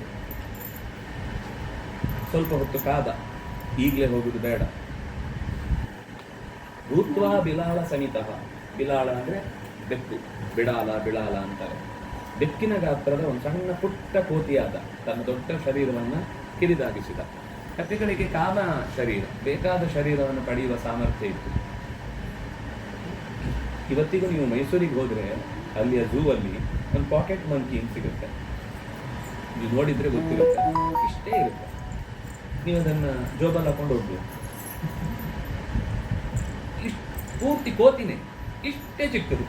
ಅವನು ಅಷ್ಟೇ ಚಿಕ್ಕ ರೂಪವನ್ನು ತೊಟ್ಟು ಇಡೀ ಲಂಕೆಯನ್ನ ಓಡಾಡಿದ. ಕತ್ಲೆ ಆದ್ಮೇಲೆ ಓಡಾಡಿ ಸೀತೆ ಎಲ್ಲಿದ್ದಾಳೆ ಹುಡುಕಿದ. ವಾಲ್ಮೀಕಿಗಳು ತುಂಬಾ ರಸಿಕರು. ಅಂದ್ರೆ ಒಂದು ಕಡೆಯಿಂದ ಒಂದು ಗಂಡು ಹೆಣ್ಣಿನ ನಡುವೆ ಇರಬೇಕಾದ ಸಾಮರಸ್ಯವನ್ನೂ ಹೇಳ್ತಾರೆ, ಈ ಕಡೆಯಿಂದ ಕೋತಿಗಳು ಏನೇನು ಮಾಡ್ತಾವೆ ಅನ್ನೋದನ್ನೂ ಹೇಳ್ತಾರೆ. ಹನುಮಂತ ನಮಗೆ ದೇವರು, ಆದರೆ ವಾಲ್ಮೀಕಿಗಳು ದೇವರ ಜೊತೆಗೆ ಕಪಿಯ ಒಂದು ಗುಣವೂ ಇದೆ ಅಲ್ಲಿ. ಹಾಗಾಗಿ ಏನೇನು ಚೇಷ್ಟೆ ಮಾಡ್ದ ಅನ್ನೋದನ್ನು ಹೇಳ್ತಾರೆ. ಹೋಗ್ತಾ ಹೋಗ್ತಾ ನಾನು ಬಾಯಿದ ತಗೊಂಡು ಹೋಗ್ತಿದ್ದಾನೆ, ಆಯ್ತದ ಮೇಲೆ ತುದಿ ಚೂಪಿದ್ದಿರ್ತಿತ್ತು, ಅವನು ಅಲ್ಲಿಗೆ ಹೋಗಿ ಚೂಪಿದ್ದಿಲ್ವೇ ನಿಮ್ಮ ಮೇಲೆ ಕಿತ್ತಿಟ್ಬಿಟ್ಟಿದ್ದಾನೆ. ಆ ರಾಕ್ಷಸರ ವರ್ತನೆ ಅಂತೂ ಅವರಿಗೆ ಯಾವುದು ನೆಟ್ಟಿಗಿರಲ್ಲ. ನಾವು ಇವತ್ತು ಹೇಳುವುದಾದ್ರೆ ಏನದು ಕಾರ್ಟೂನಲ್ಲಿ ನೋಡ್ತಿರ್ತೀವಲ್ಲ, ಎಲ್ಲ ನಜ್ಜುಗುಜ್ಜಾದ ಇಂದ್ರಿಯಗಳು ಇರುವಂಥವುಗಳು, ಅಂಥವುಗಳ ಸ್ವರೂಪದಲ್ಲೇ ಈ ರಾಕ್ಷಸರು ಇದ್ದಿದ್ದು. ಮುಖವೇ ಇಲ್ಲ, ಹೊಟ್ಟೆನೇ ದೊಡ್ಡದು, ಇಲ್ಲೇ ಕಣ್ಣು, ಹೊಟ್ಟೆಗೆ ಡೈರೆಕ್ಟ್ ಬಾಯಿಗೆ ಊಟ, ಇಲ್ಲಿ ಹೋಗೋದು ಇಲ್ಲವೇ ಇಲ್ಲ, ಇಲ್ಲೇ ಊಟ ಡೈರೆಕ್ಟ್. ಹಾಗೇನೆ ಶರೀರ, ಕೈ ಬಾಯೆಲ್ಲ ಕೈ ಕಾಲೆಲ್ಲ ಏನೂ ಇಲ್ಲ, ಇಡೀ ಹೊಟ್ಟೆನೇ ಶರೀರ. ಆ ರೀತಿಯ 100 ಥರದ ವಿಕಾರಗಳಿಂದ ಕೂಡಿದ ರಾಕ್ಷಸರನ್ನೆಲ್ಲ ಹನುಮಂತ ನೋಡಿ ಅವರ ಸಾಮರ್ಥ್ಯಗಳೆಲ್ಲ ತಿಳ್ಕೊಂಡ, ಅವರ ಆಯುಧಗಳೇನೇನು ಅಂತ ಅರ್ಥ ಮಾಡಿಕೊಂಡ. ಕೊನೆಗೆ ಒಂದು ಮನೆಯೊಳಗೆ ಹುಡ್ಕೊಂಡು ಹೋದ. ತುಂಬ ದೊಡ್ಡ ಮನೆ, ಬಹಳ ದೊಡ್ಡ ಮನೆ, ಇಲ್ಲೆಲ್ಲೋ ಅಡಗಿಸಿರ್ಬೋದು ಅಂತ ಹೋದ. ಬಾಗಿಲು ತೆಗೆದ್ರೆ ಇದ್ದಕ್ಕಿದ್ದಾಗೆ ಬಿರುಗಾಳಿ ಥರ ಎಳ್ಕೊಂಡು ಬಿಡ್ತು ಒಳಗೆ. ಎಳ್ಕೊಂಡು ಸ್ವಲ್ಪ ಹೊತ್ತಾಯ್ತು, ಮತ್ತೆ ವಾಪಸ್ ಗಾಳಿ ಜೋರಾಗಿ ಬೀಸಿ ಮತ್ತೆ ಬಾಗಿಲಿನ ಹತ್ರ ಬಂದು ಬಿದ್ದು ನೋಡ್ತಾನೆ, ಅದು ಹನುಮಂತ ಗೊರಕೆ ಹೊಡಿತಾ ಇದ್ದಾನೆ. ಗಾಳಿ ಹೊರಗೆ ಹೋಗ್ತಾ ಇದ್ದ. ಹನುಮಂತ ಅನ್ಕೊಂಡ, ಇವನ ಹತ್ರ ಅಂತೂ ಏನು ಇಲ್ಲಿ ಹುಡುಕ್ಲಿಕ್ಕೆ ಸಿಗಲ್ಲ, ಇವನು ಎದ್ರೆ ಮತ್ತೆ ನನ್ನನ್ನೇ ತಿಂದು ಬಿಡ್ತಾನೆ, ಇವನ ಹತ್ರ ಏನು ಮಾತಾಡಿ ಉಪಯೋಗ ಇಲ್ಲ ಅಂತ ಅಲ್ಲಿಂದ ಹೊರಟ. ಆಮೇಲೆ ರಾವಣನ ಅಂತಃಪುರಕ್ಕೆ ಹೋದಾಗ ಅತ್ಯಂತ ಸುಂದರಿಯಾದ, ಲಕ್ಷಣಯುಕ್ತವಾದ, ಮನಸ್ಸಿಗೆ ಇದೇ ನಿಜವಾದ ಸೀತೆ ಅಂತ ಅನ್ನಿಸುವ ರೀತಿಯಲ್ಲಿ ಒಂದು ಹೆಣ್ಮಗಳನ್ನು ನೋಡಿ ತೀರ್ಮಾನ ಮಾಡಿದ. ಬಾಲವನ್ನು ತಿರುಗಿಸಿ ಅದಕ್ಕೆ ಮುತ್ತು ಕೊಟ್ಟು, ಕಂಬವನ್ನು ಉಲ್ಟಾ ಏರಿ 4 ಗಿರ್ಕಿ ಹೊಡೆದು, ಅದೇನೋ ಪಕ್ಕಕ್ಕೆ ಬೀಳುವಾಗ ಅದನ್ನು ಕೈಯಲ್ಲಿ ಹಿಡಿದು ಅದನ್ನು ವಾಪಸ್ ಜಾಗದಲ್ಲಿಟ್ಟು, ಶಬ್ದ ಆದರೆ ಸಮಸ್ಯೆ ಆಗ್ಬಿಡುತ್ತೆ, ಎಲ್ಲ ಕುಣಿಬಿಟ್ಟ ಅಂತೆ, ಒಂದು ಚೂರು ಶಬ್ದ ಮಾಡಲಿಲ್ಲ. ಇಡೀ ಅಂತಃಪುರದೊಳಗೆ ಓಡಾಡಿದ ಅಂತೆ, ಕುಣಿದು ಕುಕ್ಕಳಿಸಿ. ಮತ್ತೆ ಪ್ರಶ್ನೆ ಉಂಟು, ಹಾಗೆ ಹಂಸತೂಲಿಕಾ ತಲ್ಪದ ಮೇಲೆ ಸೀತೆ ಹೇಗೆ ಮಲಗಲಿಕ್ಕೆ ಸಾಧ್ಯ? ಇಷ್ಟು ಚಂದದ ಡ್ರೆಸ್ ಹಾಕೊಂಡು, ಚೆನ್ನಾಗಿ ಹೆಣೆದುಕೊಂಡು, ತಲೆ ಜುಟ್ಟು ಹಾಕೊಂಡು, ಆದರೆ ನೋಡ್ಲಿಕ್ಕೆ ಅವಳಲ್ಲಿರುವ ಆ ಸಾಮ್ಯ, ಪಾಪ ಅನ್ನುವ ಸ್ವಭಾವ, ಅಲ್ಲಿರುವ ಕರುಣೆ ಅಥವಾ ಇದೆಲ್ಲ ನೋಡಿದ್ರೆ ಸೀತೆಯನ್ನೇ ಹೋಗ್ತಾ ಇದೆ. ಯೋಚನೆ, ಇದು ಸೀತೆ ಅಲ್ಲ, ಇದು ಮಂಡೋದರಿ ಅಂತ ಗೊತ್ತಾಯ್ತು. ಆದ್ರೆ ಇರ್ಲಿ ಅಂತ ಅವಳಿಗೆ ಒಂದು ನಮಸ್ಕಾರ ಮಾಡಿ ಮತ್ತೆ ಒಳಗಿನ ಅಂತಃಪುರಕ್ಕೆ ಹೋದ್ರೆ ಅಯ್ಯೋ ಎಷ್ಟು ವರ್ಣನೆ ಇದೆ ಅಂದ್ರೆ, ನಾವು ಸ್ವಲ್ಪ ವೀಕ್ ಮೈಂಡೆಡ್ ಆದ್ರೆ ಯಪ್ಪ ಇದನ್ನೆಲ್ಲ ವರ್ಣನೆ ಮಾಡ್ತಾರ ಅಂತ ಒಂದ್ಸಲ ಅನ್ಸುತ್ತೆ. ಅಲ್ಲಿ ರಕ್ಕಸಿಯರಲ್ಲೇ ಹೇಗಿದ್ರು ಅಂತ ಒಂದು ಉದ್ದಕ್ಕೆ ವರ್ಣನೆ ಇದೆ. ಒಬ್ರಿಗೂ ಪ್ರಜ್ಞೆ ಇಲ್ಲ, ತಬಲದ ಮೇಲೆ, ವೀಣೆ ಮೇಲೆ ಎಲ್ಲ ಹಾಗಾಗಿ ಮಲ್ಕೊಂಡ್ಬಿಟ್ಟಿದ್ದಾರೆ ಕೊಡುಗು. ಅವರು ಯಾವ ಸ್ಟೇಜಲ್ಲಿ ಇದ್ದಾರೆ ಅಂತ ಅವರಿಗೆ ಡ್ರೆಸ್ಸಿನ ಪ್ರಜ್ಞೆನೂ ಇಲ್ಲ, ಅವ್ರು ಮಲ್ಕೊಂಡ ಶೈಲಿ ಬಗ್ಗೆನೂ ಗೊತ್ತಿಲ್ಲ. ಅಂದ್ರೆ ರಾವಣನ ಜೊತೆಗೆ ರಾತ್ರಿ ಕುಣಿದು ಕುಪ್ಪಳಿಸಿ ಬೆಳಿಗ್ಗೆ ಆಗೋ ನಲ್ಬಿಟ್ಟಿದ್ದಾರೆ. ಹನುಮಂತ ಒಂದ್ಸರ್ತಿ ಅವನಿಗೆ ಡೌಟ್ ಬಂತು, ಉದ್ಧರೇದ ಆತ್ಮನಾತ್ಮಾನಂ ನಾತ್ಮಾನಂ ಅವಸಾದೆಯೇ ಆತ್ಮೈವ ಹ್ಯಾತ್ಮನೋ ಬಂಧು ಆತ್ಮೈವ ರಿಪುರಾತ್ಮನ ಅಂತ ಒಂದು ಮಾತಿದೆ ಕೃಷ್ಣನಲ್ಲಿ. ಅದರ ಅಭಿಪ್ರಾಯ ಏನು ಅಂದರೆ, ನಮಗೆ ನಾವೇ ಮೆಂಟರ್. ಕೆಲವು ದುಸ್ಥಿತಿಗಳಲ್ಲಿ ನಾವು ಕೂಡ ಕಳೆದು ಹೋಗ್ಬಿಟ್ರೆ ನಮ್ಮನ್ನು ಯಾರು ಉದ್ಧಾರ ಮಾಡ್ಲಿಕ್ಕೆ ಆಗುದಿಲ್ಲ. ಈಗ ಯಾರೋ ನಮ್ಗೆ ಒಳ್ಳೆಯ ಮಾತನ್ನ ಸ್ಟೇಜಲ್ಲಿ ಹೇಳಿರ್ಬೋದು, ಆದರೆ ಆ ಕೆಟ್ಟ ಪ್ರಸಂಗ ಬಂದಾಗ ಸ್ಟೇಜಲ್ಲಿ ಇದ್ದವರೇ ಮತ್ತೆ ಬಂದು ನಿನ್ನ ಕಿವಿ ಹತ್ರ ಒಂದು ಗುಯ್ ಅಂತ ಹೇಳಲಿಕ್ಕೆ ಬರಲ್ಲ. ಅವ್ರು ಹೇಳಿದ್ದು ನಾವು ನೆನಪಿಸ್ಕೊಂಡು ಮತ್ತೊಮ್ಮೆ ನಮಗೆ ನಾವೇ ಹೇಳ್ಕೊಂಡು, ಇಲ್ಲ ಇದು ಪರೀಕ್ಷೆಯ ಸಮಯ, ಅಂದರೆ ಜೀವನದಲ್ಲಿ ನಮಗೆ ಯಾವುದೋ ಒಂದು ಕಷ್ಟದಿಂದ ನಮ್ಮನ್ನು ಟೆಸ್ಟ್ ಮಾಡ್ತಾ ಇದೆ, ನೀನು ಎಷ್ಟು ಗಟ್ಟಿ ಇದೆ ಅಂತ. ಈ ಸಮಯದಲ್ಲಿ ನಾವು ಜಾರಬಾರ್ದು, ಹಿಂಜರಿಬಾರ್ದು, ಕಷ್ಟದಲ್ಲಿ ಏನೇ ಆದರೂ ಸರಿ ಗುರಿ ಮುಟ್ಟುವ ತನಕ ನಿಲ್ಲಲಾರೆ ಅಂತ ಅವರು ಹೇಳಿದ ಮಾತನ್ನು ಮತ್ತೊಮ್ಮೆ ಹೇಳಿಕೊಂಡು ಮುಂದೆ ಹೋಗ್ಬೇಕು. ಹನುಮಂತ ಅದನ್ನು ತೋರಿಸ್ತಾನೆ. ಆ ಹೆಣ್ಣುಮಕ್ಕಳ ಮಧ್ಯದಲ್ಲಿ, ಅಯ್ಯೋ ನಾನು ಪರಮ ಬ್ರಹ್ಮಚಾರಿ, ಈ ಹೆಣ್ಮಕ್ಳ ಮಧ್ಯೆ ನಾನು ಯಾಕೆ ಬಿದ್ದು ಸಾಯ್ತಾ ಇದ್ದೇನೆ, ನನ್ನ ಒಂದು ಬ್ರಹ್ಮಚರ್ಯ ಹೋಗಿ ಬಿಡ್ತಾ, ನಾನು ನನ್ನ ಶುದ್ಧತೆಯನ್ನು ಕಳ್ಕೊಂಡು ಬಿಟ್ನಾ ಅಂತ ಅವನೇ ಪ್ರಶ್ನೆ ಮಾಡ್ಕೊಳ್ತಾನೆ. ಪ್ರಶ್ನೆ ಮಾಡ್ಕೊಂಡು ಆಮೇಲೆ ಹೇಳ್ತಾನೆ, ನಾನು ಈ ಹೆಣ್ಮಕ್ಳ ಚಂದವನ್ನು ನೋಡ್ಲಿಕ್ಕೋ ಇದರಿಂದ ಖುಷಿ ಪಡ್ಲಿಕ್ಕೂ ಬಂದದ್ದಲ್ಲ.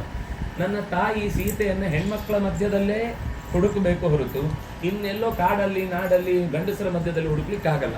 ಅದರಿಂದಾಗಿ ನನ್ನ ಗುರಿ ಇದ್ದದ್ದು ತಾಯಿಯನ್ನು ಹುಡುಕೋದಷ್ಟೇ ಹೊರತು ಇಲ್ಲಿರುವ ಹೆಣ್ಣಿನ ಸೌಂದರ್ಯವನ್ನು ಹುಡುಕೋದಲ್ಲ. ಅದರಿಂದಾಗಿ ನನ್ನ ಮನಸ್ಸು ಶುದ್ಧ.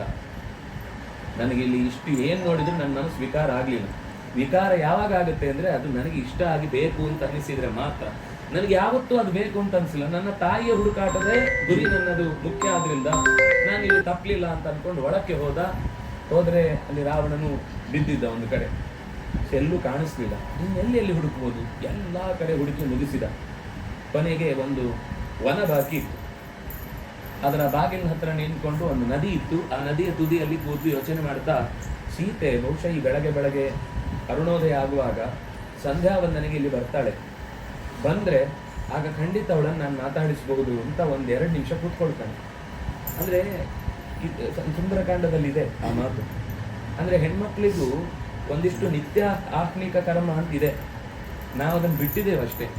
ಆದರೆ ವಸ್ತುತಃ ನಿತ್ಯದಲ್ಲಿ ಸ್ವಲ್ಪ ಹೊತ್ತು ದೇವರ ಧ್ಯಾನ ಮಾಡಬೇಕಾದದ್ದು ಮನುಷ್ಯನಾದವನ ಮುಖ್ಯ ಕರ್ತವ್ಯ. ಅದೇನಾಗಿದೆ ಅಂದರೆ, ಮಾಡುವಂಥ ಆಸಕ್ತಿ ಇದ್ದವರನ್ನ ಮಾಡಬೇಡಿ ಅಂತ, ಈ ಮಾಡಬೇಡಿ ಹೇಳೋರು ಜಾಡಿಸ್ಕೊಂಡು ತಿರುಗ್ತಾ ಇರ್ತಾರೆ, ಪುರುಸೋತಿರೋರು. ಇಲ್ಲ, ಅದು ಆಫೀಸು, ಅದು ಇದು 100 ಯೋಚನೆಗಳು. ಮಾಡೋರಿಗೆ ಬೇಡ ಅಂತಾರೆ, ಮಾಡಲಿಕ್ಕೆ ಅಧಿಕಾರಿಯವರು ಮಾಡ್ಲಿಕ್ಕೆ ಟೈಮ್ ಇಲ್ಲ. ಕೊನೆಗೆ ಯಾರಿಗೂ ಇಲ್ಲ ಅಂತಾಗಿ ಪರಿಸ್ಥಿತಿ ಗಂಭೀರ ಈಗ. ಆದರೆ ಸೀತೆ ಸಂಧ್ಯಾಕಾಲದಲ್ಲಿ ಸೂರ್ಯನಿಗೆ ಅರ್ಘ್ಯ ಕೊಡ್ಲಿಕ್ಕೆ ಬರ್ತಾಳೆ. ನಾನು ಅಲ್ಲಿ ಕಾಯ್ತೇನೆ ಅಂತ ಅನ್ಕೊಳ್ತಾನೆ. ಆಮೇಲೆ ಯೋಚನೆ ಮಾಡ್ತಾನೆ, ಅಷ್ಟೊತ್ತು ಇಲ್ಲಿ ಕಾದು ಕೂತ್ಕೊಂಡು ಏನು ನಾನು ಬೆಂಚು ಬಿಸಿ ಮಾಡುದು? ಇದ್ದ ಸಮಯದಲ್ಲಿ ಇನ್ನೆಷ್ಟಾಗುತ್ತೆ ಅಷ್ಟು ಹುಡುಕುದೇ ಸಾರಿ ಅಂತ ಮತ್ತೆ ಒಳಗೆ ನುಗ್ಗುತ್ತಾನೆ. ಕಾಡೊಳಗೆ ನುಗ್ಗಿ ಎಲ್ಲೋ ಒಂದು ಮರದ ಬುಡದಲ್ಲಿ ಒಂದಿಷ್ಟು ಜನ ಕೆಟ್ಟ ಬೈತಾ ಇರುವ ಶಬ್ದಗಳಿಂದ ಕೂಡಿದ ರಕ್ಕಸಿಯರ ಧ್ವನಿ ಕೇಳಿಸುತ್ತೆ. ಕೇಳಿಸಿದಾಗ ಒಬ್ಳು ಮಾತ್ರ ಆ ಎಲ್ಲಾ ಮಾತುಗಳನ್ನು ಸುಮ್ಮನೆ ಶಾಂತವಾಗಿ ಕೇಳಿಸಿಕೊಂಡು ರಾಮ ರಾಮ ರಾಮ ರಾಮ ಅಂತಿರ್ತಾಳೆ. ಇನ್ನೇನು ನಾನು ಹೋಗಿ ಮಾತಾಡಿಸೋಣ ಅಂತ ಹೋದ್ರೆ ಅಷ್ಟೊತ್ತಿಗೆ ಬರ್ತಾನೆ ರಾವಣ. ಅವನಿಗೆ ಅಲ್ಲಿ ಎಚ್ಚರ ಆಗಿಬಿಡುತ್ತೆ. ಬೆಳಿಗ್ಗೆ 3 ಗಂಟೆಗೆ ಎಚ್ಚರಾಗಿ ಸೀತೆಯನ್ನು ನಾನು ಈಗಲೇ ಮದುವೆ ಆಗಬೇಕು ದೋಡ್ ಬಂದ ಅವಳ ಹತ್ರ ಹೇಳ್ದ, ಬೇಗ ಮದುವೆ ಆಗ್ತೇ ಇಲ್ವಾ? ಅವನಿಗೆ ಇಷ್ಟರ ಮಧ್ಯದಲ್ಲಿ ಸೀತೆಯನ್ನು ಬಲಾತ್ಕಾರ ಮಾಡ್ಲಿಕ್ಕೆ ಯಾಕೆ ಆಗ್ಲಿಲ್ಲ ಅಂದ್ರೆ, ಬಹಳ ಜನ ರಾವಣನ ಭಕ್ತರಿರ್ತಾರೆ ಕೆಲವರು. ಅವರು ಹೇಳುದು, ರಾವಣ ಎಷ್ಟು ಒಳ್ಳೆಯವನು ಗೊತ್ತಾ, ಸೀತೆಯನ್ನು ತಪ್ಪಿಯೂ ಕೈ ಹಾಕಿ ಅವಳ ಮೇಲೆ ಬಲಾತ್ಕಾರ ಮಾಡಲಿಲ್ಲ. ಇಂಥ ಒಳ್ಳೆಯವನನ್ನ ನೀವು ದುಷ್ಟ ಅಂತ ಹೇಳ್ತೀರಾ, ದುರುಳ ಅಂತ ಹೇಳ್ತೀರಾ, ದುರ್ಮಾರ್ಗಿ ಅಂತ ಹೇಳ್ತೀರಾ. ಇಲ್ಲ, ಇದರ ಆಚೆದ್ದು ಹೇಳಬೇಕು. ಅವನು ಮುಟ್ಟದೇ ಇದ್ದದಕ್ಕೆ ಕಾರಣ ಅವನ ಒಳ್ಳೆತನ ಅಲ್ಲ. ಈ ಹಿಂದೆ ಅವನು ವೇದವತಿ ಅನ್ನೋಳನ್ನ ಹೀಗೆ ಬಲಾತ್ಕಾರ ಮಾಡ್ಲಿಕ್ಕೆ ಹೋದಾಗ ಅವಳು ಶಪಿಸಿದ್ಲು, ಇನ್ಯಾವುದೇ ಹೆಣ್ಣನ್ನ ಮನಸ್ಸಿಲ್ಲದ ಒಲ್ಲದ ಹೆಣ್ಣಿನ ಮೈಗೆ ನೀನು ಕೈ ಹಾಕಿದ್ರೆ ನಿನ್ನ ತಲೆ ಹತ್ತಿದ್ದು 1000 ಆಗುತ್ತೆ, ಅಂದ್ರೆ ಹೋಳಾಗಿ ನೀನು ಯಾವತ್ತೂ ಉಳಿಯುವುದಿಲ್ಲ ಜೀವ ಸಹಿತ ಅಂತ ಶಾಪ ಕೊಟ್ಟಿರ್ತಾಳೆ. ಅದರ ಭಯ, ಆ ಭಯಕ್ಕೆ ದೂರದಲ್ಲೇ ನಿಂತ್ಕೊಂಡು ತಡಿಬೇಡ ನನ್ನನ್ನು ಕೆಲವರೆಲ್ಲ ಇರ್ತಾರೆ. ಯಾರು ಇರುವುದಿಲ್ಲ ಅಲ್ಲಿ ತಡಿಲಿಕ್ಕೆ. ನೀವು ಯಾರು ನನ್ನ ತಡಿಬೇಡಿ, ಇವತ್ತು ಅವನನ್ನು ನಾನು ಹುಟ್ಲಿಲ್ಲ ಅನ್ಸ್ಬಿಡ್ತೇನೆ ಅಂತ ಬೈತಾ ಇರ್ತಾರೆ. ಯಾರು ತಡಿತಿಲ್ಲಪ್ಪ ಹೋಗು. ಈ ಯಾವುದೋ ಒಂದು ವಿಡಿಯೋದಲ್ಲಿ 2 ನಾಯಿಗಳು ಜೋರ್ ಗಲಾಟೆ ಮಾಡ್ತಿರ್ತವೆ. ಗೇಟ್ ತೆಗೆದ್ರೆ 2 ಪೈ ಮರಿ ಪಕ್ಕ ಕೂತ್ಕೊಂಡು ಹೋಗ್ಬಿಡ್ತಾರೆ.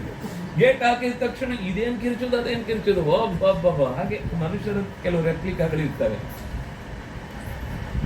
ಅವನಿಗೆ ಚಿಂತೆ ಹತ್ತಿತ್ತು, ಹನುಮಂತನಿಗೆ ಏನ್ ಮಾಡ್ತಾನಿದೀವನು, ನಾನು ಈಗಲೇ ಏನಾದ್ರೂ ಕಾರ್ಯರೂಪಕ್ಕೆ ಇಳಿಬೇಕಾ, ದುರಂಧರ ಆಗಬೇಕಾ, ಮುಗಿಸ್ಬಿಡ್ಬೇಕಾ ಅಂತ ಯೋಚನೆ ಹತ್ತಿತ್ತು ಅವನಿಗೆ.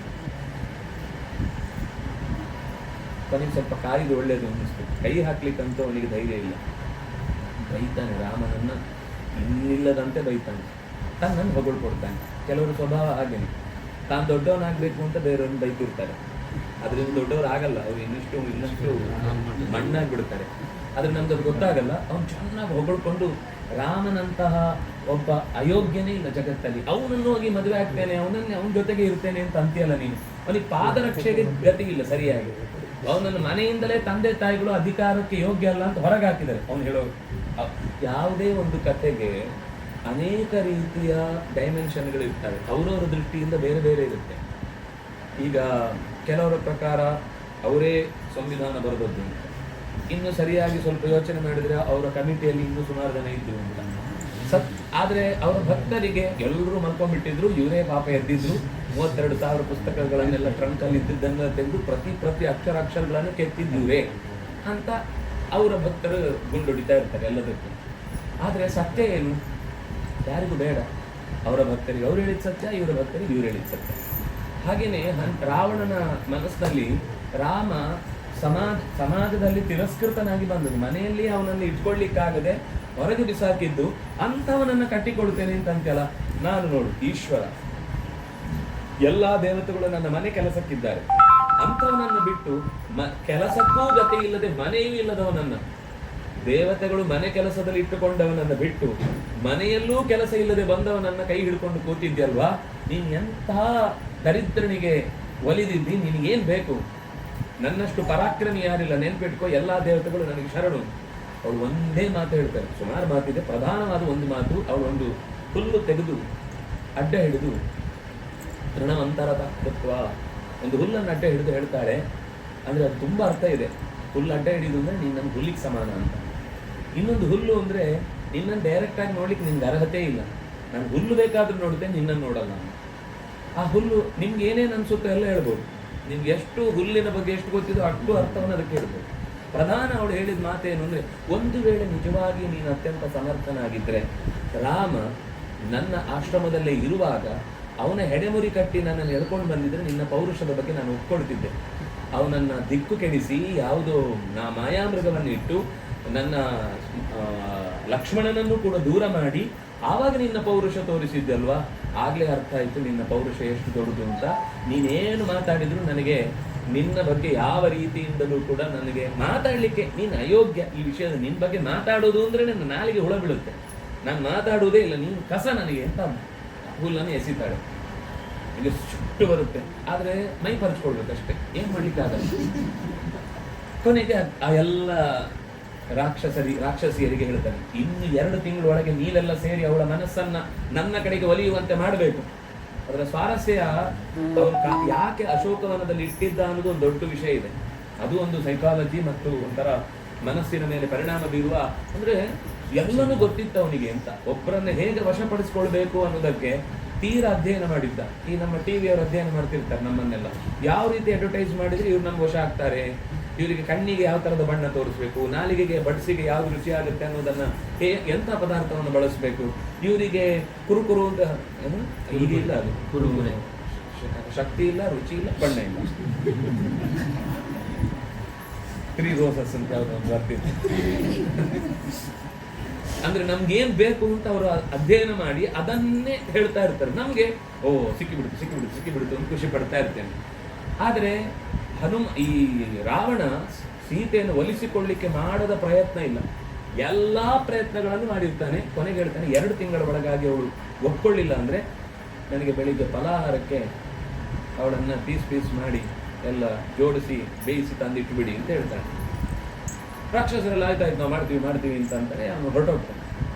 ಹನುಮಂತನಿಗೆ ಏನಪ್ಪ ಇದು ಎಲ್ಲ ಪುನಃ ಗಡು ಬಂದೋಯ್ತು. ಈಗ ಇಲ್ಲಿ ತನಕ ಕರ್ಕೊಂಡು ಹೋದ್ರೆ ಆಯ್ತು ಅಂದಿತ್ತು, ಈಗ 2 ತಿಂಗಳ ಒಳಗಾಗಿ. ಆದ್ರೆ ಸಮಸ್ಯೆ ಏನು ಗೊತ್ತಾ, ಈಗ ಹೋಗಿ ಮಾತಾಡಿಸ್ಲಿಕ್ಕೂ ಆಗಲ್ಲ. ಅವಳು ಇನ್ನೂ ಹೆಚ್ಚು ಅಪನಂಬಿಕೆ ತೋರುತ್ತಾಳೆ. ಯಾಕೆಂದ್ರೆ ಈ ಹನುಮಂತ ಆಗ್ಲೇ ಒಂದ್ಸರ್ತಿ ರಾಮನ ಹಾಗೆ ಬಂದಿದ್ದ.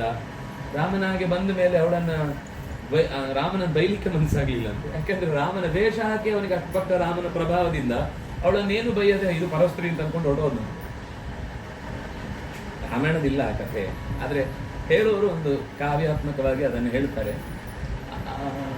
ಕೊನೆಗೆ ಸುಮಾರು ಹೊತ್ತು ಯೋಚನೆ ಮಾಡ್ತಾನೆ. ಅವಳು ಯಾವ ಮರದಲ್ಲಿ ಶಿಂಶಪ ಅಂತ ಆ ಮರದ ಹೆಸರು, ಅದರ ಮೇಲೆ ಕೂತ್ಕೊಂಡು ನಿರಂತರ ರಾಮ ರಾಮ ರಾಮ ರಾಮ ಅಂತ ಅವನು ಜಪ ಮಾಡ್ತಾ ಇರ್ತಾನೆ.